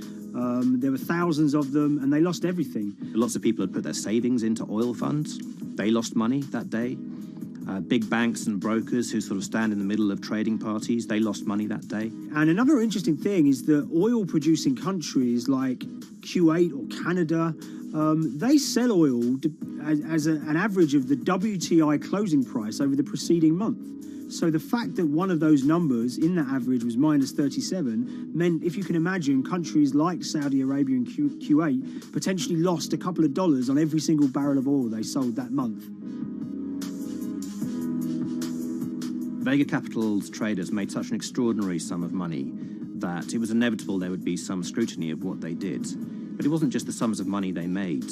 In the vital half an hour before the settlement price was set, they were by far the biggest sellers of oil futures in the market, which is an incredible thing to think about when you consider that the other participants in that oil market are going to be the world's biggest banks, oil majors, BP and Shell, and here you have a group of 9 guys in Essex who are having this significant influence over a global market for oil. I mean, I think you have to assume that if these guys had made $7 million or $10 million, they probably would be celebrating in Essex right now. But the fact that they made closer to $700 million has meant that they are facing understandable scrutiny. We wrote individually to all the Vega traders who did exceptionally well that day, and we got a letter in response from a law firm representing the group. And the law firm was at pains to point out, number one, that they haven't been accused of any wrongdoing, that they all traded independently and separately, and they'd basically all made up their own minds that this was what was going to happen in oil markets based on publicly available knowledge, and decided to execute this trade. What I love about these stories is there's a real variance of opinion, and some people will look at what happened and think that must be dodgy. They all traded at the end of the day. They all made a huge amount of money while all these people lost. That's shocking. But lots of people say these guys are at acute disadvantage. They're in a market that's inhabited by, huge technology-driven funds and firms and oil giants that have got all the advantages in the world, and when you get a bunch of Essex geezers who essentially beat the market and find a way to make a huge amount of money, they should get a pat on the back, really, because that's the dream. Since this happened, a lot of the guys have stopped trading the monthly settlements that they'd done so well at in the past. Several of them have set up new companies. They've essentially gone very quiet. Any kind of social media presence they had has kind of closed down. By all accounts, they're, waiting this out. It's certainly too early to try and predict how the regulatory investigations are going to pan out. We just don't know.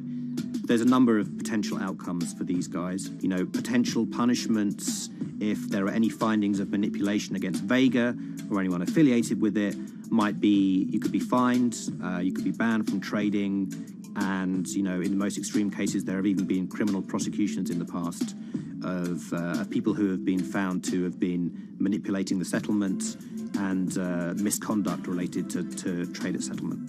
There are other outcomes too. One obvious one is going to be that they're able to walk away from this life-changing trade with all the money that they made and celebrated as heroes in the trading community. That they'll go down as legends.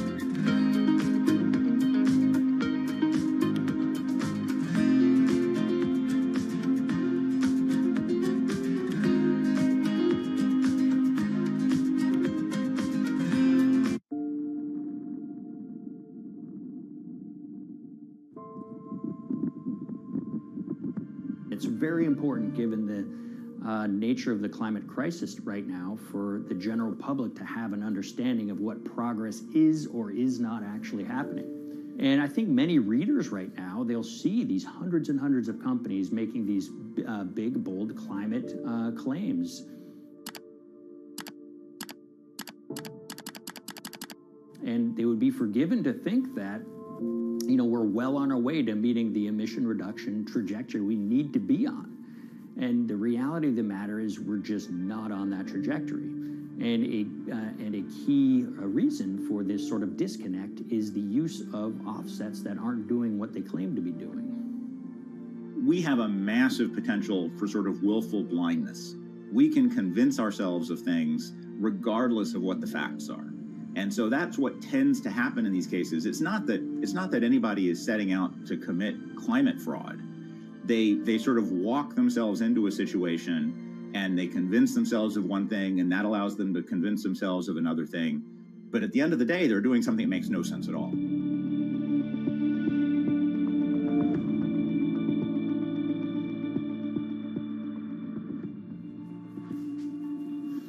My name is Ben Elgin. I wrote the story about how the billion-dollar market for carbon offsets is setting back the fight against climate change. So one of the challenges in reporting on carbon offsets and trying to figure out what's going on is really finding good experts who have been steeped in this marketplace and are willing to candidly talk about it. One of the best people for this is a fellow named Mark Trexler, and I've been talking to him for more than a decade. My name is Mark Trexler. I've worked in climate change for the last 30 years. I was actually hired by the World Resources Institute in Washington to work on the first carbon offset project in 1988. In terms of defining a carbon offset, one of the beauties, so to speak, of greenhouse gases, sort of the silver lining of greenhouse gases, when you put up a molecule of CO2 into the atmosphere, it can be anywhere in the planet in 7 days. And therefore, if there's an option to reduce emissions on the other side of the planet, and you can do that very cheaply as compared to doing it in your factory, for example, then why not pay that person, that factory on the other side of the planet to reduce their emissions?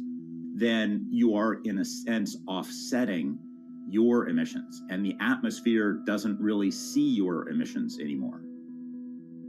So carbon offsets have been around for quite some time, and they were actually key with these international climate agreements, such as the Kyoto Protocol, which mandated the wealthiest countries reduce their greenhouse gas emissions. The treaty was signed on the 11th of December, 1997. Decided. The business community in general saw carbon offsets as a huge opportunity to comply with whatever policies and measures might be coming down the pike on climate change much more cost effectively. We've seen a huge surge in companies making big proclamations about how they're going carbon neutral or zeroing out all of their carbon emissions. We're going to reduce our carbon footprint to net zero. Unilever is committing to net zero emissions. We can achieve a net zero emissions world. We began looking at these corporate claims of dramatically reduced emissions, and we noticed so many of these companies were using carbon offsets to achieve these aims. And as we began to look at the carbon offset projects themselves, what we found is that the environmental benefits claimed by these companies are not actually what they seem to be.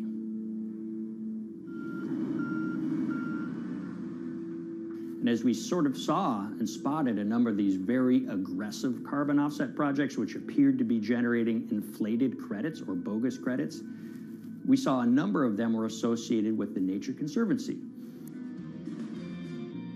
This surprised us. The Nature Conservancy is the world's biggest environmental group.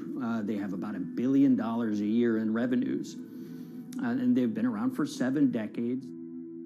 They've preserved about 125 million acres of land, and they've done so many good works over the years, and they've been very strong in terms of working with corporate partners.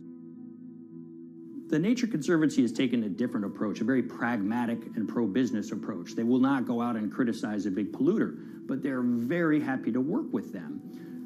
Some might say that, well, that's selling out, but others would say, and those at the Nature Conservancy would say, these companies have deep pockets. They can help fund important preservation work, and we have absolutely no problem working with them on this stuff. So companies are very warm, and they've partnered with the Nature Conservancy for many years. And yeah, it definitely lends a sheen of credibility to these projects. Here's 20 new reasons to visit Disney World this year. 1, 2, if you look at, for instance, Disney, that's a sprawling company with theme parks and cruise lines that burn up diesel fuel. They have office buildings and television studios that consume electricity. So these companies are trying to make major reductions in their carbon footprints, but it's very difficult to change these fundamental ways their businesses operate. So Disney has been a big buyer of carbon offsets that are orchestrated by the Nature Conservancy. One of the projects that they buy from is called Pennsylvania Ridges. And that's a plot of land. Most of the land is actually about a 3-hour drive outside of Philadelphia. Interestingly, this land, 3,000 of these acres, was actually acquired by the Nature Conservancy in the late 1990s. This land was imminently threatened. There was a pending logging contract on this land. So they do what they've done so well for all of these years, which is they go out, they raise money from local philanthropists, and they go buy this land to protect it from developers and loggers. And at the time, according to an archived version of the Nature Conservancy's website, when they were proudly announcing this deal, they said, these threats have been abated because of this acquisition by the Nature Conservancy. So it's really interesting now, fast forward 2 decades to earlier this year when they put forward this carbon project. And if you look through it, this land is a key part of that carbon project. And what they're now saying is this land is now, once again, imminently threatened. 72% of the trees are going to be cut within 5 years. Now, this is just astounding because this land is owned by the Nature Conservancy. They do not clear-cut land that they've bought through philanthropic donations. So this scenario that they've put forward to get carbon revenues is not really plausible. And what that means is when you have Disney coming in and buying these credits, when it eventually lowers its carbon footprint because of these credits, well, that won't be a credible or truthful claim by Disney.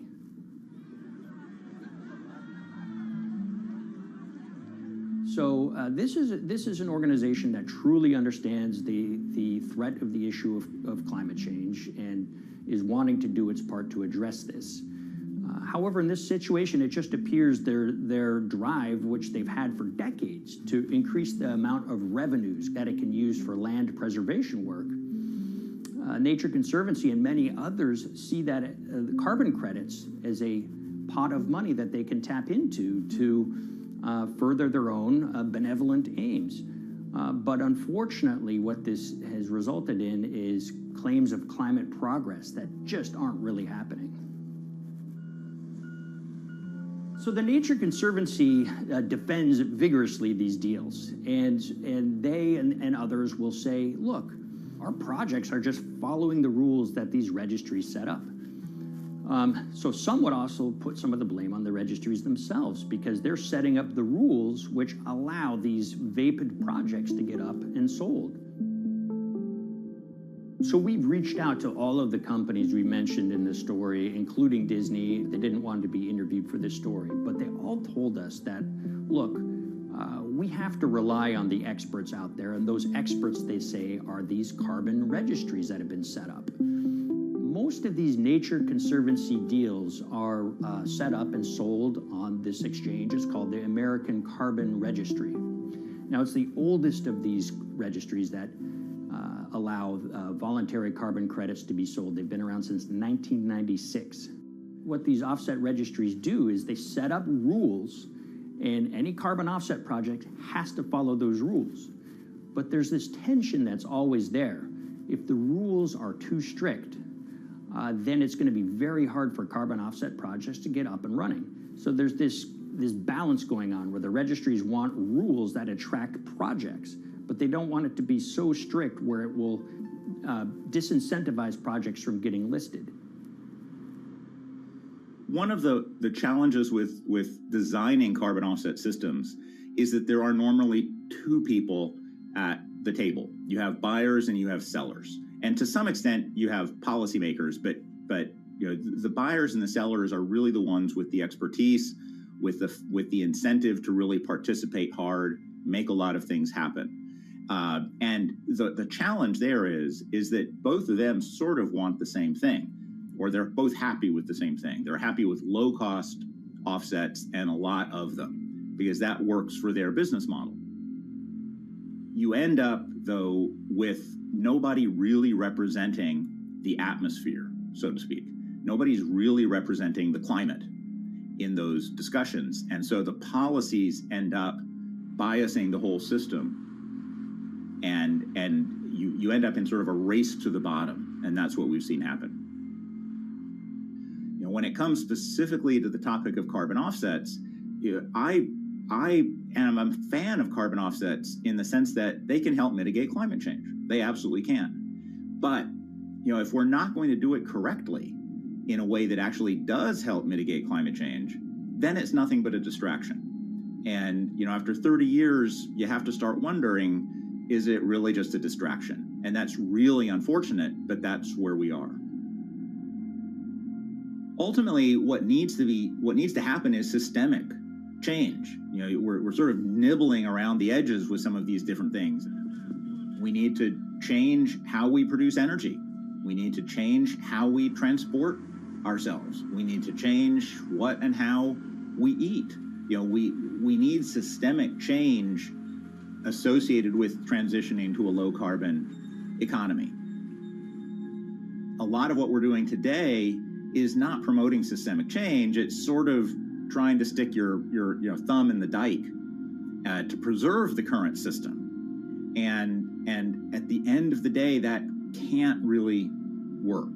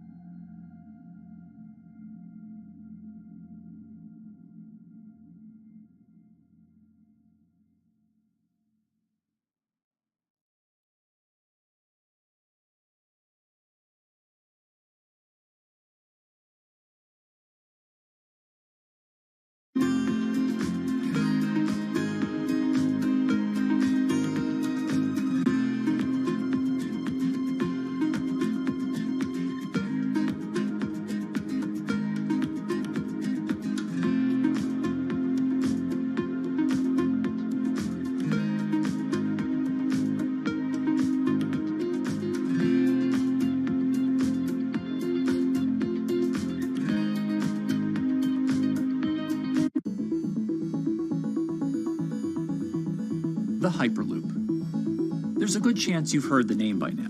This is the Hyperloop system. It can take people hundreds of miles in minutes. The Hyperloop, a series of tubes that would transport people in pods at ultra-high speeds over long distances. It's a remarkable new form of transportation that can whisk people from city to city in a flash. 29 minutes from New York to D.C., 30 minutes from L.A. to San Francisco. For years, we've been seeing these futuristic, utopian renderings of some cross between a spaceship and a monorail. But lately, the Hyperloop is becoming much more real. Yes! It was surreal to be even sitting inside a Hyperloop, and just even more incredible to actually be like riding down a track in something that was nothing more than a crazy idea 6 years before. Companies all around the world have been developing and testing the technology needed to propel passengers at speeds of over 1,000 kilometers per hour. But for many, speed is only the first step to unlocking the full transformational effects of a new mode of transportation. Fast is what we just sort of take for granted in the Hyperloop world. It's the network effects that really deliver the benefit. And that opens up a completely different scale of economic opportunity.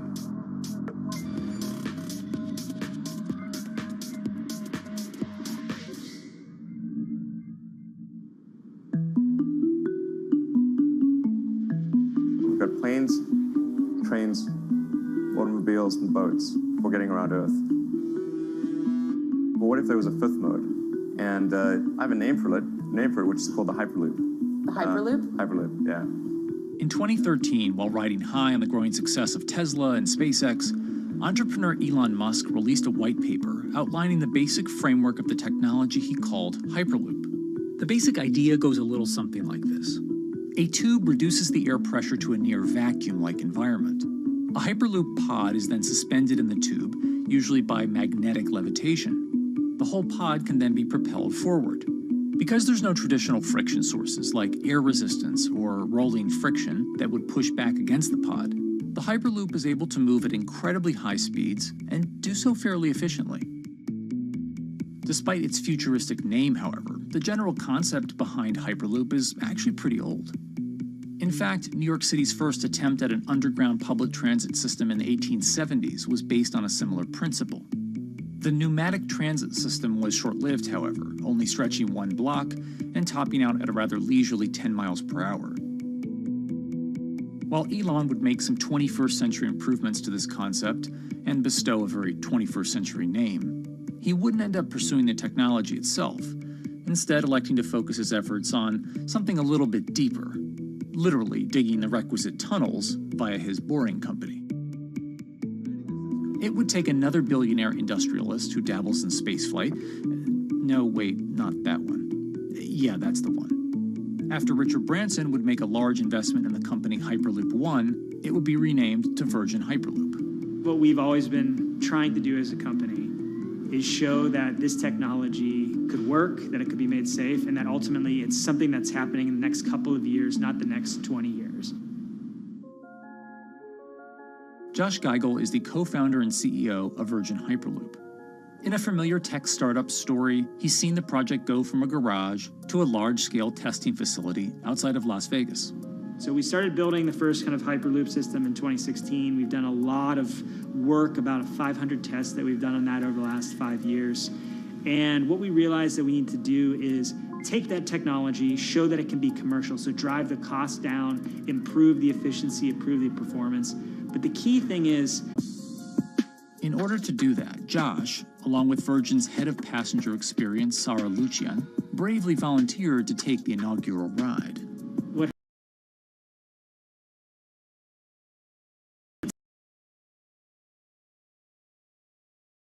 A long way away from a true functioning Hyperloop. But as for optics, it's a crucial step for the future of funding. The number one question we got from investors or from project proponents or just people in general was like, is a Hyperloop safe? Investors or from project proponents or just people in general was like, is a Hyperloop safe? And what better way to show something is safe than by actually getting people on it? Investors and governments that would likely be fronting some of the construction costs for an unproven technology is no easy task. First and foremost is the question of safety. Most people don't know how an airplane works. Over $10 billion.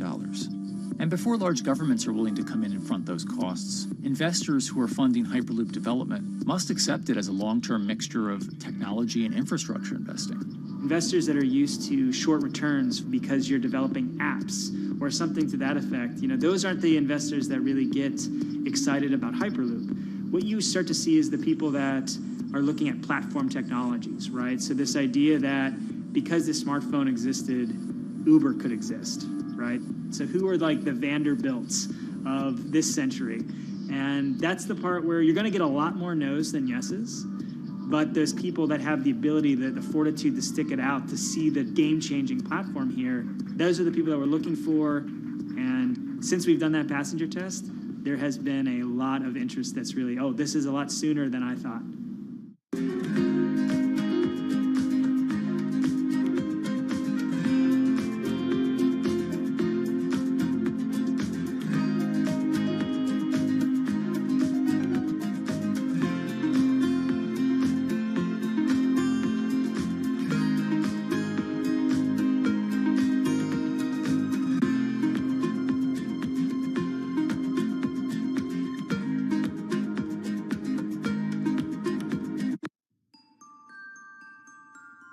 Envisioning the ripple effects of what Hyperloop could achieve, though, is fairly challenging at this stage of development. It's fast, yes, but for point-to-point travel, traditional maglev trains can move pretty fast as well. And outside of China, South Korea, and Japan, even those have much adoption elsewhere due to the high costs and questionable profitability. The Shanghai line in China, for example, loses around $100 million in additional railway lines. My name's Alan James. And as far as I know, I'm the only guy on the planet who's written a government-level business case for 300 kmh conventional high-speed rail, 500 kmh maglev, and 1,000 kmh Hyperloop.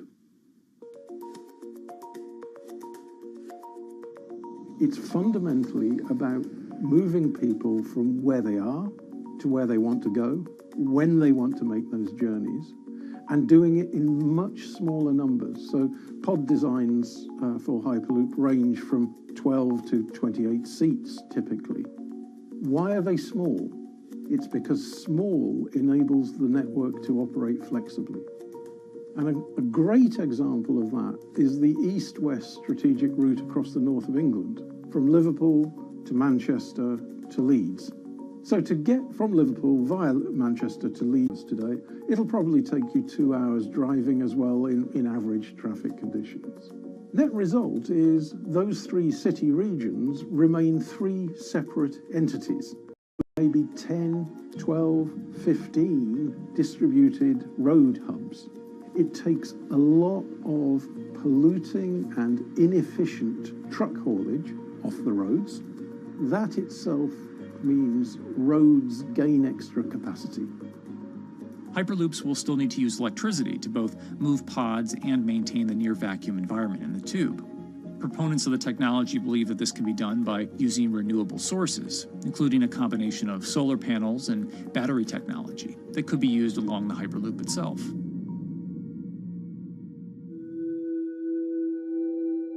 But even with all multipliers of time and carbon emission savings that a Hyperloop network may provide, the investment capital required to actually build such a network becomes even more economically and politically daunting. Committing doesn't mean spending billions on day one. Committing means, how do we phase it?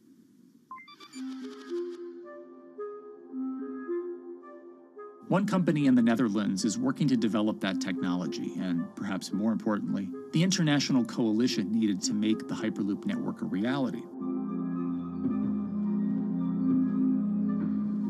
So we are here in Europe's first full-scale Hyperloop test facility, where we can already prove every conceptual technology of the Hyperloop. This is Tim Houter, a co-founder and CEO of Hard Hyperloop, headquartered in the city of Delft.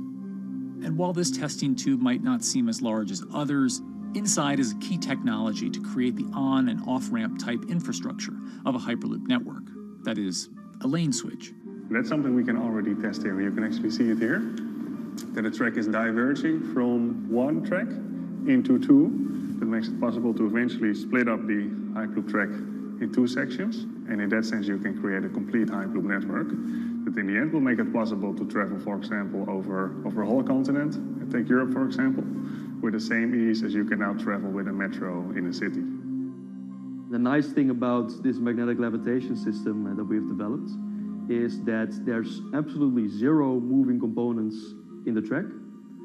So for example, if you have to do a lane switch, all you do is that the tube basically splits up, and statically the tracks also split up. And whenever the vehicle enters a switch, it either pulls itself to the right with its magnets, or it pulls itself to the left with its magnets.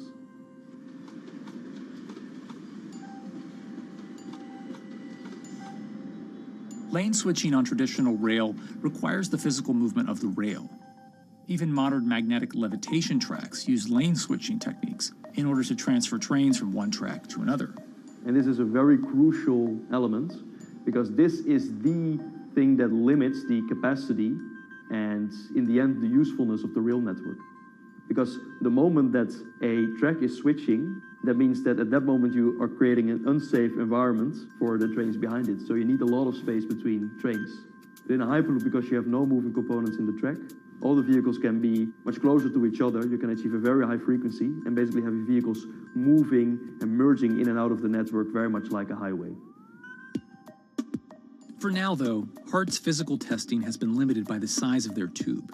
Because the test track is only 30 meters long, they haven't tested this lane switch at speeds greater than 20 kilometers per hour. However, the company is working to build a new test site where it plans to increase that testing speed to 300 kilometers per hour. We're now in a phase where we have proven most of the most important technologies in the test facilities that we already have. And we have also demonstrated the viability and the feasibility of a network. If you look at all the subsystems that it consists of, most of those are proven systems, already demonstrated in lab conditions. So we don't really believe that the technology itself is going to be the biggest challenge.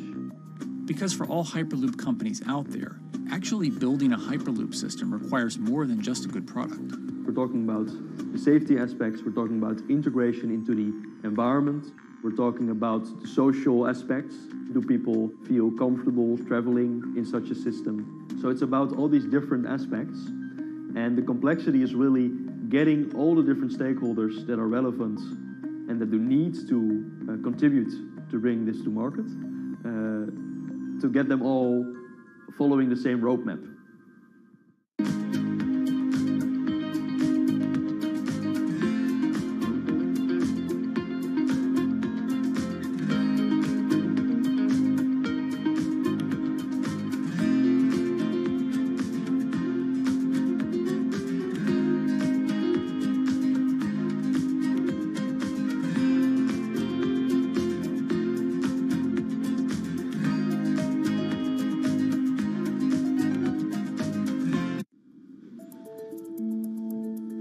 In order to help build this coalition of private and public interest in Hyperloop development, HART in 2018 partnered with other Hyperloop companies from Europe and Canada. The goal was to define, establish, and standardize the framework to regulate Hyperloop systems. Right now we are working with all the Hyperloop developers together in setting up the first, let's say, structure for starting the standards drafting. One of the most important goals for HART is interoperability, which is essentially making sure the different systems can communicate with each other. Interoperability is so important because what we want to achieve is actually have this seamless travel experience. So you don't want to end up, for example, going from Madrid to Paris and then switching because you need to use a different technology to get, for example, to Amsterdam. The idea being that as companies around Europe create the first commercial Hyperloop tracks between individual cities, one day those can all be connected to a larger network. Everyone that believes that Hyperloop is a future transport system also realizes that there is a need to have this network because that's where Hyperloop thrives. Hyperloop is such a huge project, it's definitely not something that you can do on your own or as a single company. So you need to do it with a lot of other companies. You need to have the governments. And I think in that sense, the biggest challenge that we've encountered is to really get all the required parties together to take the steps in development and in commercial implementation. HART's next plan is to build the European Hyperloop Center, an open testing facility which will include a 2.6-kilometer test track. And the company hopes to test travel speeds there at up to 700 kilometers per hour. Virgin Hyperloop is also racing to construct the first commercial Hyperloop route, with projects in various states of development in India, Saudi Arabia, and the United States. Recently, the company announced plans to build a Hyperloop certification center in West Virginia, which will include a 6-mile-long test track. Proving the technology here will be crucial if Hyperloop networks can find a home among infrastructure investments that the Biden administration hopes to make. The idea that there's multiple Hyperloop companies, I think, is a redeeming aspect in the business. People really want to see something happen, so having multiple people move forward is good for that. I was struck when Josh and Sarah rode the pod. 2 or 3 of the major outlets used the phrase, "We now have a new mode of transport." And although all of that technology had existed before those 2 human beings rode it, it was the moment at which those 2 human beings traveled that short distance down the tube that in popular imagination, Hyperloop became a mode of transport. The metaphor I use with my team is that, the Wright brothers were first, but none of us fly on Wright Brothers Airlines anymore. If you don't continue to innovate, you're not going to be around, and so we'll continue to be at the forefront of building Hyperloop. Back in 2013, Elon had an idea. I think the difference now in 2021 is some brilliant engineers have spent real time grinding out the details. And I thoroughly expect the next 3 to 5 years to be decisive.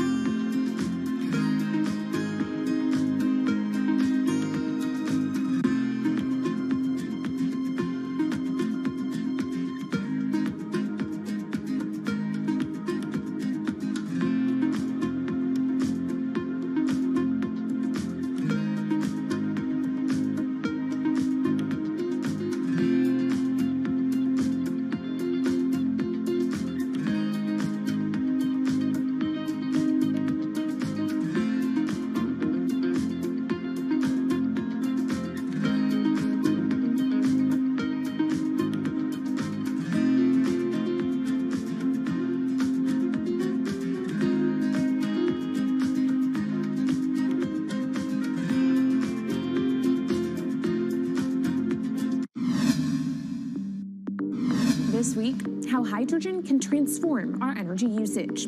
We'll look at why the universe's most abundant element could be a game changer in the climate revolution. Hydrogen technologies are not new. They are used in other sectors. We use them in space, on our rockets, and we don't need the laws of physics to change to be able to use hydrogen on our planes.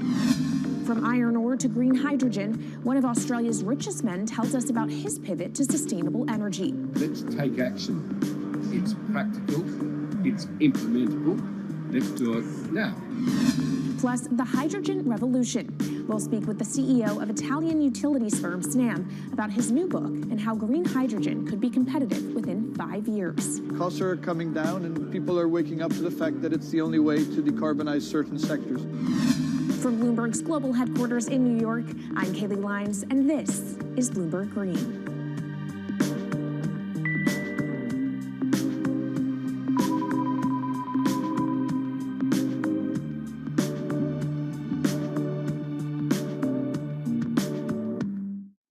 It's a new year, so here at Bloomberg Green, we're highlighting new solutions in the fight against climate change. And one of those is as old as the universe itself, hydrogen. It's the simplest element around, but could well be a game changer when it comes to turning around our dependence on fossil fuels. Today, hydrogen is used in the chemicals industry to produce petroleum products. It's also starting to be used in steel production, an industry under a lot of pressure to decarbonize.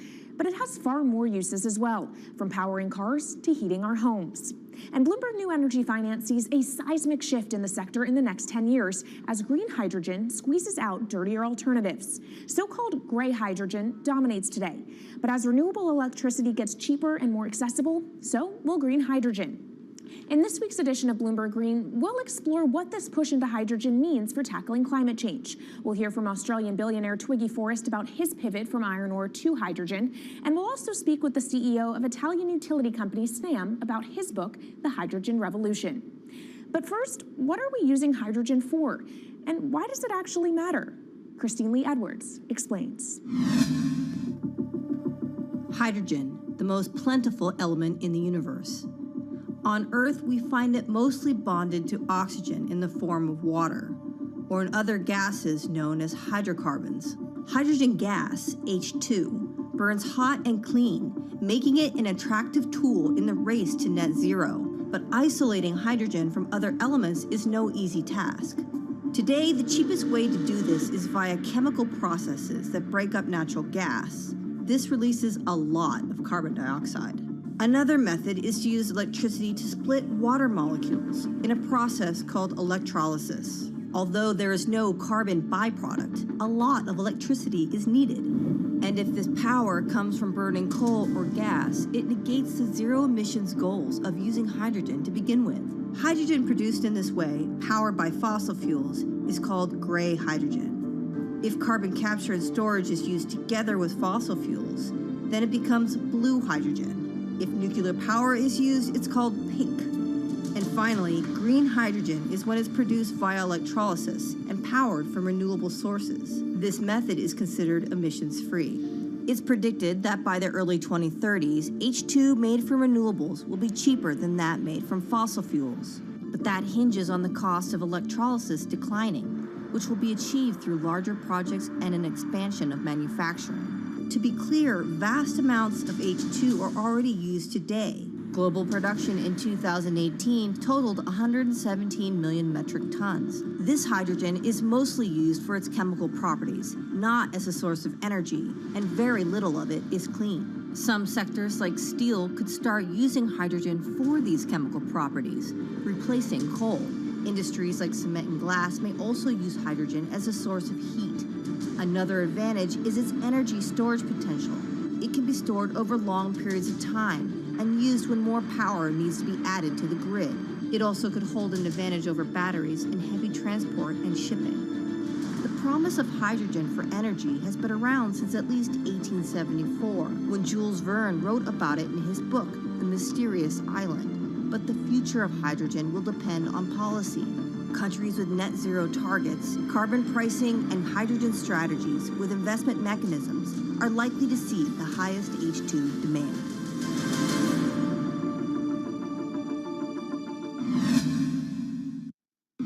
That was Bloomberg's Christine Lee Edwards explaining what hydrogen means for the energy transition. But how are businesses approaching the sector? Well, one of Australia's richest men is making a big play into hydrogen. Andrew Forrest, better known as Twiggy, made his fortune from iron ore, being the chairman, former CEO, and major shareholder in Fortescue Metals, one of the world's biggest miners. But after having made over $10 billion in profit from the metal in the last fiscal year, Twiggy wants to transform Fortescue into a clean energy company. He's been scouring the planet in search of investment opportunities in hydrogen and renewables. The firm plans to allocate up to 10% of its annual profits for green energy investments and is exploring projects across the globe, from Indonesia to Argentina. Francine Lacqua caught up with Twiggy Forrest. There's only one type of clean hydrogen, all the rest is dirty. Yeah. That is green. If you just say green hydrogen is clean, the rest is dirty, then you've actually nailed it. And, you know, anyone else who produces any other rubbish, any other argument, just look them there and say, why is global warming accelerating if anything you're saying is true?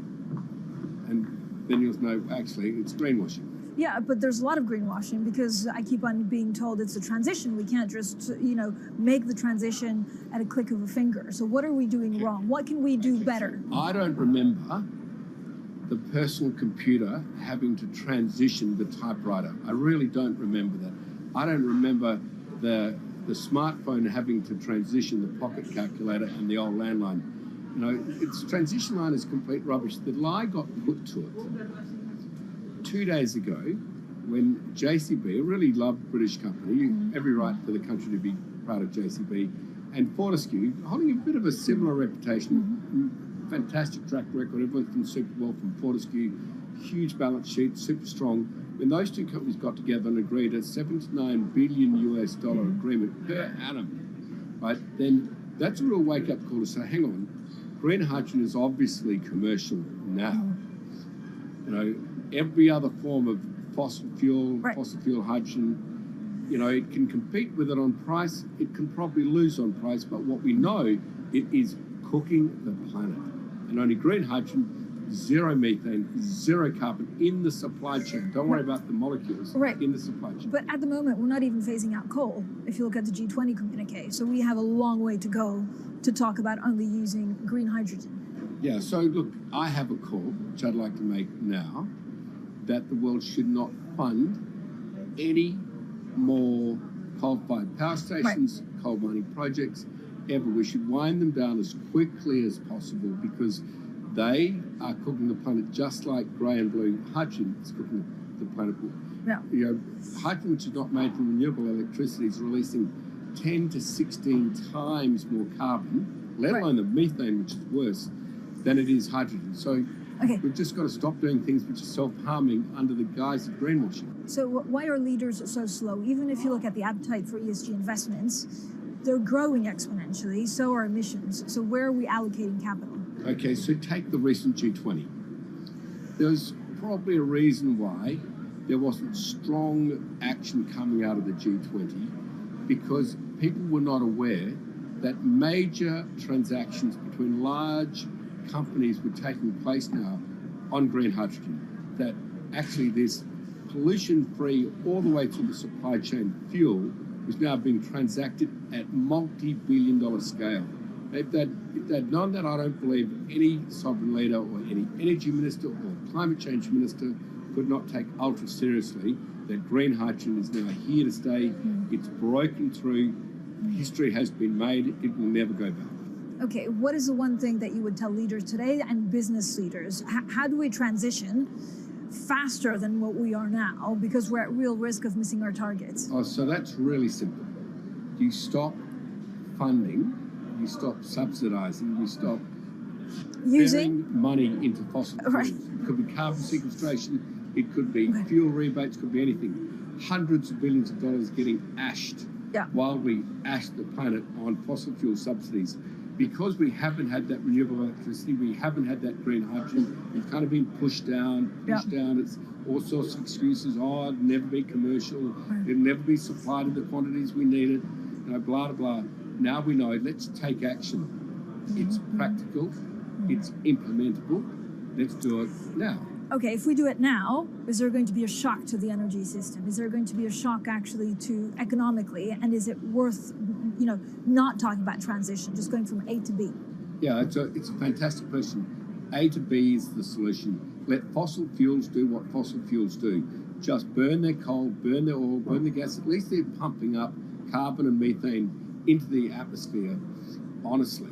Well, not that honest because they don't measure methane, which is 90 times worse than carbon. But at least the carbon is being done honestly. Encourage the green hydrogen sector to come in really fast. Okay, it's there. There's renewable power all over the world.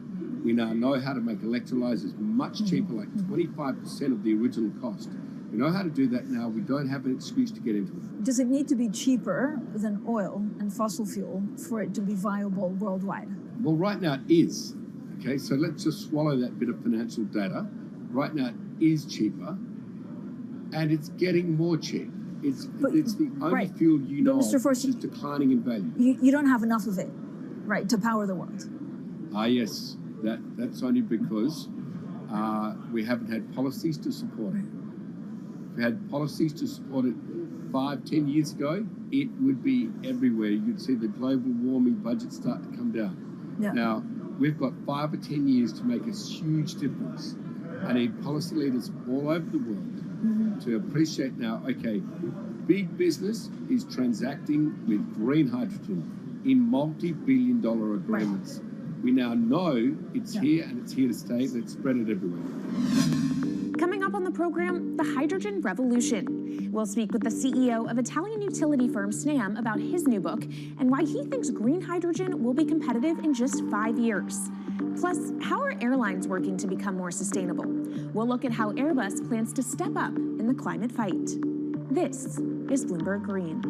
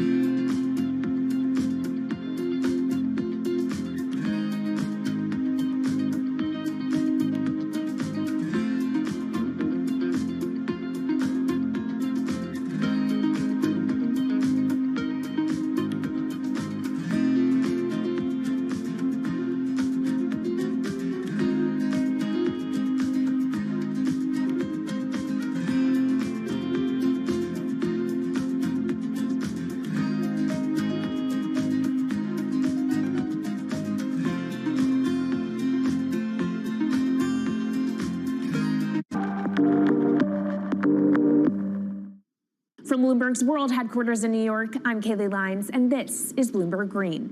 What will the world look like in 2050? Will global temperatures have stabilized, electric vehicles be abundant, and solar and wind power homes around the world? According to Marco Alvera, the CEO of Italian energy company Snam, that vision of the future could be a reality. And he says that hydrogen will pave its way. As he tells it in his new book, The Hydrogen Revolution, Alvera's moment of reckoning came in November 2018 when he tasked the Snam Scenarios team with studying how Europe could reduce its CO2 emissions to zero by 2050. Looking through the results of the study, Alvera said he was struck by how much hydrogen was in Europe's energy mix by that year. Beyond the abundance of hydrogen, the Snam model also predicted that it would be the cheapest form of decarbonized energy for many sectors, and that it could be cheaper than today's prices for oil, coal, and nuclear power. Our Maria Tadeo spoke with Alvera at COP26. It's happening all very fast. We see the cost of hydrogen coming down a lot. Hydrogen will play a big role in the energy mix. I don't know if it's going to be 15 or 25% of a fully decarbonized energy system, but it's going to be big. Costs are coming down, and people are waking up to the fact that it's the only way to decarbonize certain sectors, so-called hard-to-abate sectors. And you say it's the only way and the costs are coming down. Where do you see prices moving? Because a lot of the reticence at times has to do with the pricing, that some argue, well, it's still not the cheapest option on the market. So when I was first working in hydrogen in 2004, it was costing $1,000 per megawatt hour. 2010, 600. Today, 100, and we see it going down to 50 in 5 years' time, and to going down to $25 per megawatt hour in the next 10 years or so, which is a quarter of where it is today. That's really because renewable energy, and we're talking green hydrogen here, renewable energy costs are falling, but the cost of making the electrolyzer, which is the kit that you use to convert solar or wind energy and water into hydrogen, the cost of this kit is falling a lot because it doesn't really exist on an industrial scale. So as we build up capacity, we industrialize it, we standardize it, and we squeeze costs out. That's really the cost trajectory. And for that, of course, you need demand, however, for governments and also institutions to kind of buy into this idea that it is the future and we want to invest and create infrastructure. What are they telling you? When you speak to governments, when you speak to officials, are they keen on this? They're very keen. So the Department of Energy shares our view in the States of getting to below $1 a kilo, which is $25 a megawatt hour. The European Union has a hydrogen strategy, which is very clear, and several member states have the same. Chile wants to export a lot of hydrogen. China's big on hydrogen. Australia's very big on hydrogen. Japan is blending already hydrogen. So I would say the world is now really focused on this because it's the only way to store energy for a long period of time economically is to convert it into either a liquid or a gas. And of course, you talk about the price, but the other big component is the volume. You know, how big can you go? Where do you see that on a time scale? So wherever it's sunny or windy, you can produce very cheap hydrogen eventually. And so compared to oil and gas, which are concentrated in few parts of the world, it's going to be very democratic from that point of view. So every sunny place, every desert, every ocean wind can be turned into hydrogen that we can put on ships, in pipes, and really start trading it around the world. So it's going to happen a lot faster than a lot of people think. So, and when you say a lot faster, what is that in time? As I said, $50, which is essentially oil parity within 5 years. And then, depending on how quickly we ramp it up after that, we could get to $25, which is coal parity before the end of the decade. And in big scale. In big scale, because once you get to coal parity, that's the only way we're going to get China and India to stop burning new coal. We have businesses in China and in India, and I see a lot of hydrogen development, a lot of renewable development in both countries. The India announcement was incredibly strong on 2030. Some people were upset about the 2017 net zero deadline, but when it comes to 30, he announced a big commitment to get to 50% renewables. Were you surprised by it? I was surprised that they would make it so explicit, and even the net zero is a big thing for them. And so I think it will happen faster than 2070 because of the falling cost of renewable and hydrogen. India's burning 80 gigawatt of oil, of diesel, to keep the lights on. So there's an immediate opportunity there, and we're very interested in working in that country. And with regards to China, perhaps the fact that we haven't really seen them active, I guess the diplomats are working on this, but we haven't really seen the leadership. It's going to be technology, it's going to be industry. I think China has committed to a net zero, which is very important. At the G20, China was clearly behind the 1.5 degrees. So I think a lot has been achieved between the G20 and COP, and I think what's really important is to see in the coming years how quick it's in our hands to make part of this happen in 5 years, or it could otherwise happen in 15, 20 years. It's about building the project. The capital is there. We saw how many trillions of dollars are already committed. What's missing is really the projects, and that's where companies like us step in. Marco Alvera, CEO of SNAM there, speaking with our Maria Tadeo. Let's turn now to the aviation industry. It's a big contributor to global greenhouse gas emissions, and it's under pressure to change that. In October, the International Air Transport Association, a trade body representing airlines, approved a target of achieving net zero emissions by 2050. To achieve that, many airlines in the US and Europe are looking to buy sustainable aviation fuel made from renewable sources like used vegetable oil. Initiatives like these are pushing plane makers to come up with some radical new aircraft that will eventually cater to our growing appetite for travel without hurting the environment. We took a look at how Airbus, the world's #2 aircraft manufacturer, is stepping up to the challenge. How long until we can fly emission-free? Airbus says it's more confident by the day it can be done by its 2035 target. Airbus's CEO spoke about its ambitions for hydrogen-powered planes at the company's summit in France. The physics works. Hydrogen technologies are not new. They are used in other sectors. We use them in space on our rockets, and we don't need the laws of physics to change to be able to use hydrogen on our planes. So every day we become more confident, but we think we need to have a plane, we need to have the right fuels, the hydrogen available in the right quantity at the right place at the right time, and we need the regulations to be ready. So we really need the work and the collaboration of many people around the globe to make it happen on time.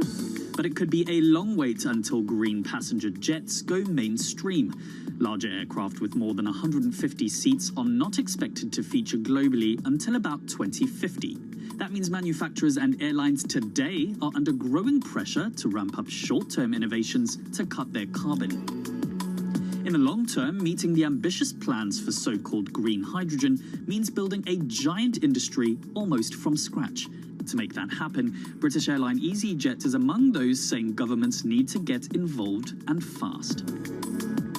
Aviation's emissions over the last 3 decades leading up to the pandemic grew by about 80% to over 1 gigaton, and that's projected to double by 2050. According to Bloomberg NEF, about half of the airlines with the largest global market share have set net zero targets by that same date, nearly 3 decades away. Coming up, from blue sky projects to the bottom line. We'll speak with our Bloomberg NEF expert Meredith Annex and dig into their models about how hydrogen fits into the future energy mix. This is Bloomberg Green.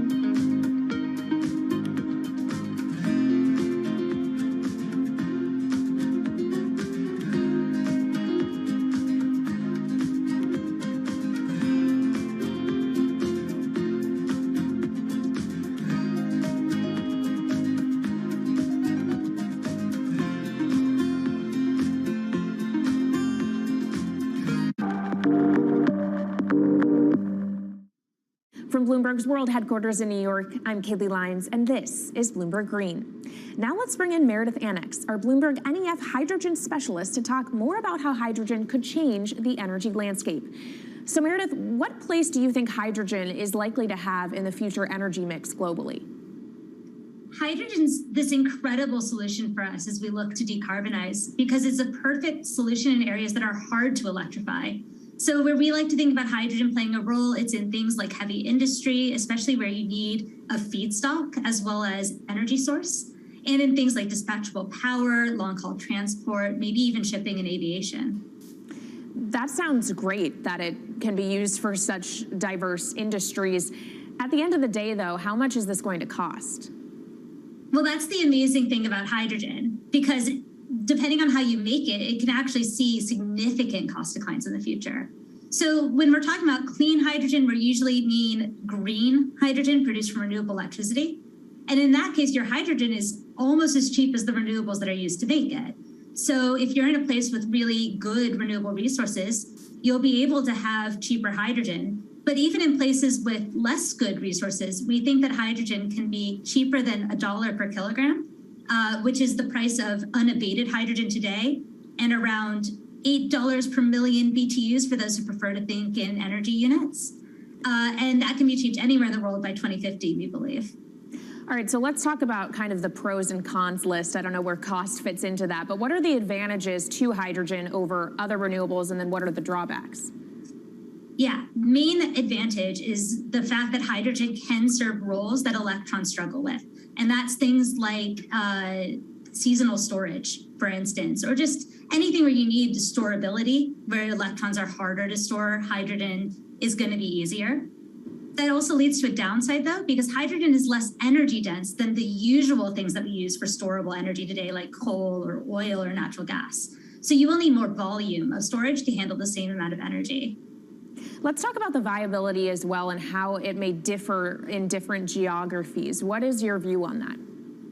Yeah, so for green hydrogen, again, from renewable electricity, really places with the best renewable resources, things like Latin America or the Middle East, even Southern Europe, have really, really good potential for producing hydrogen. And then when you're looking at blue hydrogen, which is produced from natural gas or coal with carbon capture and storage, we do see that becoming more expensive than green hydrogen in the future, especially as renewable electricity costs come down. But that can be a viable option in places like the US Gulf Coast or Russia, where you've got good geological storage for the carbon, as well as ample natural gas that's quite cheap. All right, great breakdown. Thank you so much to our Meredith Annex, our Bloomberg NEF hydrogen specialist. And of course, you can get more from the Bloomberg NEF team on the terminal and online. And they've recently done a podcast called Hydrogen 101 as part of its Switched On series. So from iron ore titans pivoting to cleaner energy to talk of a hydrogen revolution, that's it from this week's edition of Bloomberg Green. We'll be back next week with a deep dive into the state of electric vehicles. And you can keep the conversation going by following us on YouTube, Instagram, and Twitter @Climate. I'm Kaylee Lyons from Bloomberg's World Headquarters in New York, and this is Bloomberg Green.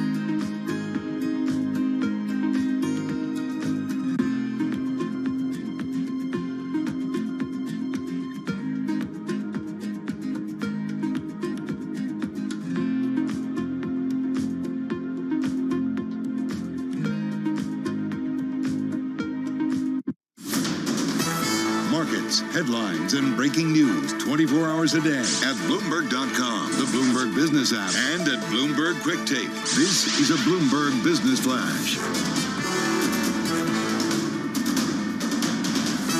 From Bloomberg World Headquarters, I'm Charlie Pellet. We've got the Dow higher, S&P, NASDAQ do remain lower, but the S&P has trimmed declines after dropping as much as 1.1% as investors speculate the threat of recession has receded enough that corporate earnings can remain robust. So again, at one point, the S&P was down more than 1%. We are looking at a drop now of 0.4%. S&P down 17. We've got the Dow higher, little changed, up 2 points right now, and NASDAQ is down 9. 28, a decline there of 0.8%. The Russell 2000 up by 0.6%, 10-year 2.82%, the 2-year yield 3.23%. Spot gold down 0.9%, $17.75 the ounce. Crude up 0.7%, $89.16 a barrel. The U.S. economy added more than 500,000 jobs in July. The unemployment rate reached a 5-decade low, and the report suggests the labor market remains rock solid, even as economic output moderates. Reacting to the report, here's Anastasia Amoroso, Chief Investment Officer at Capital. I think there is a path to be had to soft landing here that the Fed so badly wants to engineer. So they're going to run the GDP growth below potential, but they're also going to bring down the job vacancies, but not necessarily the job creation itself. And that should not produce a big rise in the unemployment rate. Amazon.com is buying iRobot Corp., the maker of the Roomba vacuum, for $1.65 billion as the e-commerce giant continues its push into internet-connected home devices and robotics. Amazon down 1.4%. iRobot is surging now by 19.3%. Lyft, after earnings, driving higher, up now by 14.2%. Recapping, S&P down 17, drop there of 0.4%. I'm Charlie Pellet, and that is a Bloomberg Business Flash. This is Bloomberg Business Week. Insight from the reporters and editors who bring you America's most trusted business magazine, plus global business, finance, and tech news as it happens. Bloomberg Business Week with Carol Masser and Bloomberg Quick Takes Tim Stenovic on Bloomberg Radio. Live from the Bloomberg Interactive Brokers studio in New York. Good afternoon to our worldwide audience on radio and watching us on YouTube. Friday, the 5th of August, 2022. I'm Tim Stenovic. Carol Masser is off this week. In for Carol today is the anchor of ETF IQ on Bloomberg TV and Bloomberg News senior markets reporter Katie Greifeld. Katie, I've got 3 words for you. Jobs, jobs, jobs. Oh, my jobs. Okay, there it is. I the saw that payrolls from report. Kelly Lines, let me just be clear. It was pretty good. Yeah, blowing past estimates. How does this change things for the Fed? We're going to dive into all that a little bit later in the program. We also continue our focus on women in the U.S. being at the breaking point. The special cover from Bloomberg Business Week. Does the fall of Roe v. Wade mean that IVF will be outlawed? We also dig into media, Warner Brothers Discovery's strategic shift that our columnist calls an enormous step back for customers. And we round out the program with our weekly crypto check-in, what's going on with all the vacancies in the cybersecurity industry. And we finish with an update on the hospitality industry with celebrity chef Todd English. We got a great program today. First up, let's get to the Market Drivers Report. With us now in the Bloomberg Interactive Brokers studio is Michael McKee. He's international economics and policy correspondent for Bloomberg News. Also joining us in here is senior U.S. economist for Bloomberg Economics, Yelena Shulyeeva.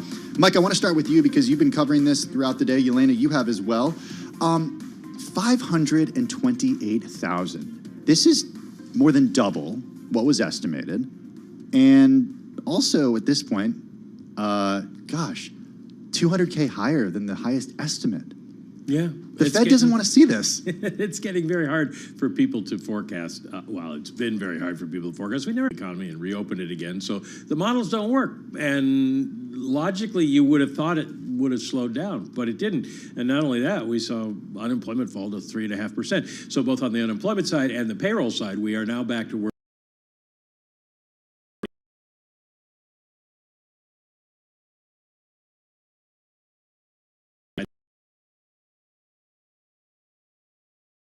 And that's probably what the Fed wants to do. We'll see whether they will be able to do that or not. Look at the discrepancy between growth and payrolls, and something is going to give. That's kind of my argument. So if we see a rebound in economic growth, we will continue to see jobs growing. So that's going to be a really nice scenario, and the Fed will be able to execute the plan to fight inflation. But you know, if we see job failing to rebound, we might as well see jobs going down and get some negative readings. In that case, it will be really difficult for the Fed to do the job. Hey, Mike, I'm going to throw you a bit of a curveball here and just looking at the equity market, because I was pretty surprised to see what I would call a somewhat muted reaction in the equity market to this, because you look at a number this strong and you think to yourself, wait a second, this means that the Fed is more likely than not going to continue on its aggressive path. That's not a good thing for equities, but it does seem like equity traders are kind of shrugging it off. Well, I have a couple of thoughts on that. One is that equity traders probably were mostly out in the Hamptons and figured why fire up the Bloomberg out there and trade. But two, it's a nice day. Got to get out. As Elena was saying, we've got the CPI report coming up this next week, and then we've got PCE at the end of the month. We're going to have retail sales. We'll see if the jobs translate into more retail sales. And we've got another CPI report and another jobs report before the Fed next meets on September 21st. So why react a whole lot?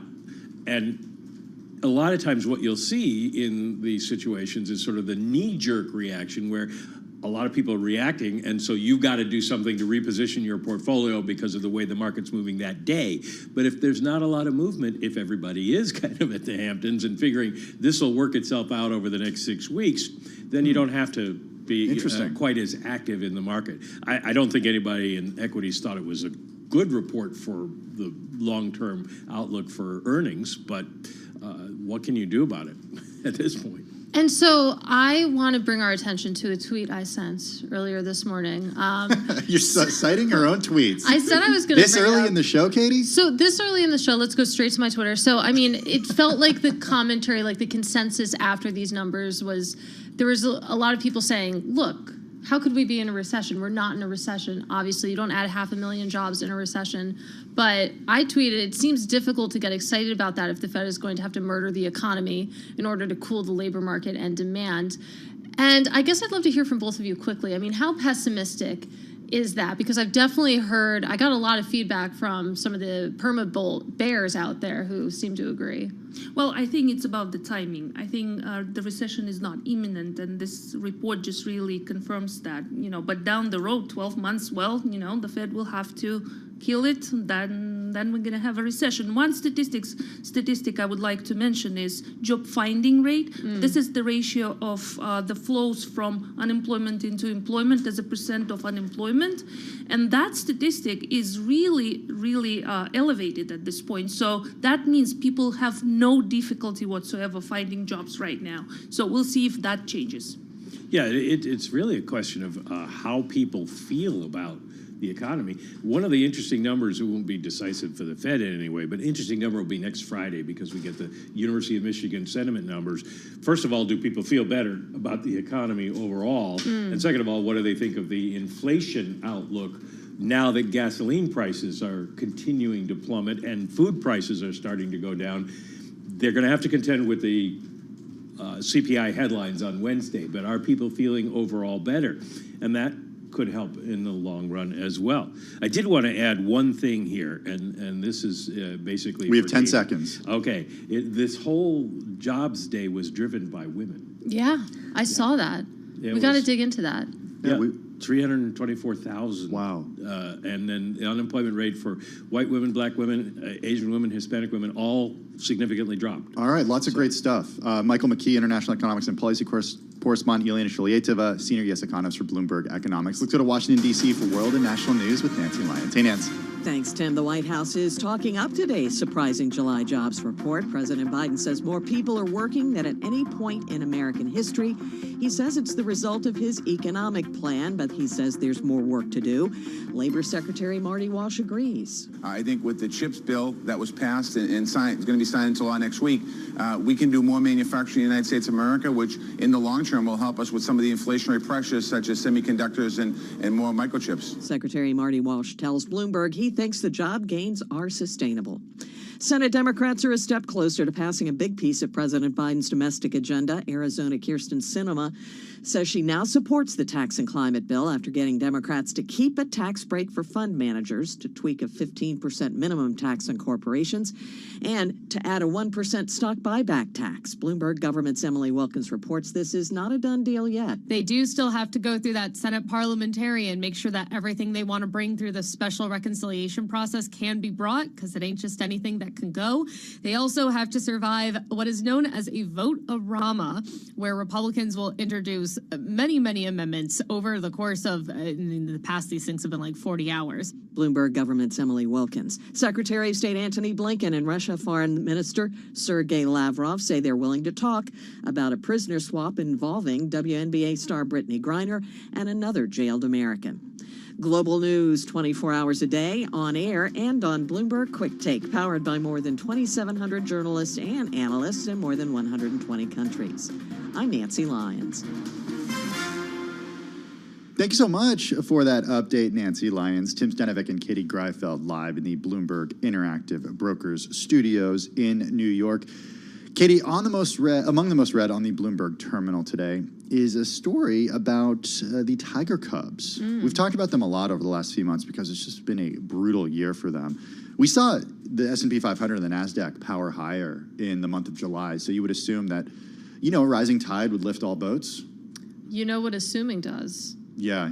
Oh, I don't. What does it do? I'm not going to say that you're not? on air. But Oh, in I the guess I'll case never of Tiger, of Coatue Management, and D1, they were ill-positioned to capitalize on a powerful market reversal in July. The S&P 500 had its best month since November 2020, but you wouldn't know it by looking at some of their returns because they had already jettisoned large chunks of their portfolios and then increased short wagers on stocks that they had expected to fall. All right, let's talk D1. Okay, Dan Sondheim's D1 had a net exposure to equities of just 9.5% at the end of June, according to a person familiar with the matter. The firm's stock book gained a comparatively modest 2.9% in July, helping the broader portfolio eke out a monthly gain of just 1.1%. The main hedge funds of Tiger Global and Coatue were little change for the month, the people said. And so if you look at D1 specifically, it had that low net exposure that you talked about. It suggests it was almost evenly split between long and short bets, but unfortunately left wrong-footed for that broad rally. But Tim, who knows if these gains will stick? Even if you look at the volatility of this week, I think the S&P 500 is just about flat on this week. But just thinking that's surprising, about, given those 2 days of gains, right? All of the intraday really volatility, you don't see that at the broad. Don't steal it in the simulcast. Oh, I'm not going to. I'm going to. Don't you that. worry. Okay, but in any case, I think I got something smart to say somewhere in this head of mine. I don't know. But in any case, these gains could be ephemeral. The S&P 500 is still down 13% for the year. But it could be worse. Look what happened. Could be worse. Right? It was down 21% at one point, right? Let's go back to D1. As of June, it managed roughly $22 billion with about $15 billion in privates and $7 billion in stocks. Check out this story on the Bloomberg terminal. You're listening to Bloomberg Radio.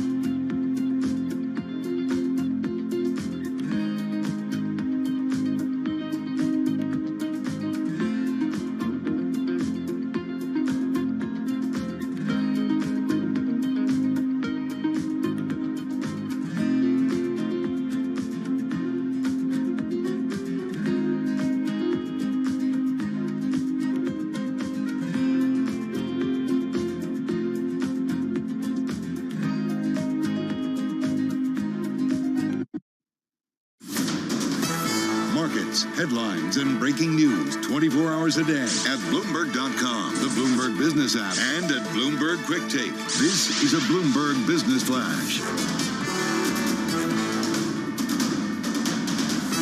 From Bloomberg World headquarters, I'm Charlie Pellet. The Dow, the S&P, NASDAQ are all declining. The S&P, though, has trimmed declines after dropping as much as 1.1%. On this Jobs Friday, we've got the S&P down 20 points right now. That is a drop there of just about 0.5%. The Dow down 21, giving up earlier gains, now down by just about 0.1%. NASDAQ down 106, a drop there of 0.8%. 10-year yield 2.83%. The 2-year yield 3.24%. Spot gold down 1%, $17.74 the ounce. So again, recapping the Dow, the S&P, NASDAQ all lower, S&P down 0.5. And that's a Bloomberg Business Flash. Kickoff to the close. Bloomberg's comprehensive cross-platform coverage, bringing you insight on what to watch ahead of the U.S. market close, starts right now. Welcome to the Kickoff to the Close. Tim Stenevec and Katie Greifeld in for Carol Masser, joined by our colleagues Taylor Riggs, Sonali Basak, and Eric Balchunas to walk our Bloomberg audiences across TV, radio, and YouTube through what to watch as we head toward the closing bells.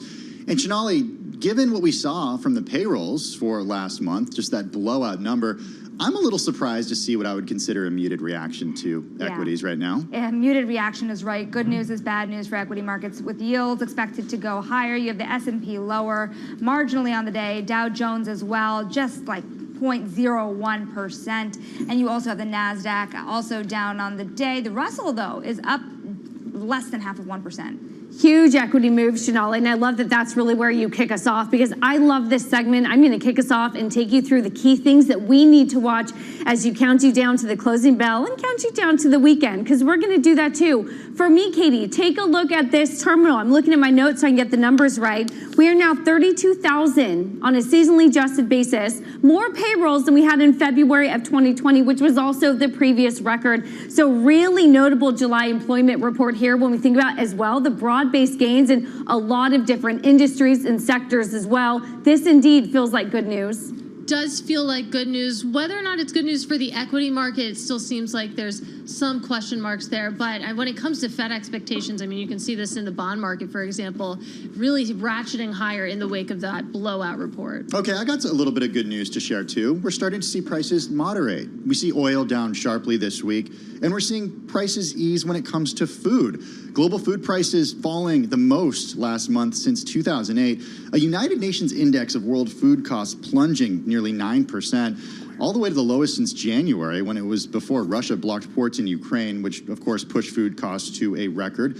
And we're seeing concerns over supply of grains and vegetable oils ease as of now. The U.S. Food and Agricultural Committee also saying that maize farming in parts of South America are ahead of schedule. So some good news there. Prices still elevated, but they're coming down. Yeah, and I really like this you highlighted food price, because that's actually where a lot of the pressure has been felt on households too, especially when you think about some of the gas prices as well. I don't want to front run my commodities close, but Tim, you were spot on when you think about just sort of all the broad-based commodities that we've been looking at, soybeans and wheat, for example, as well, that are also coming down here for the week. So Eric, at least one measure of some of this inflation coming off from those peak highs. Yeah, and one thing I would look at is the growth stocks and ARK. And this was the big trade for the last decade, and it has been in the tank all year, but it had a good July. You can see there ARK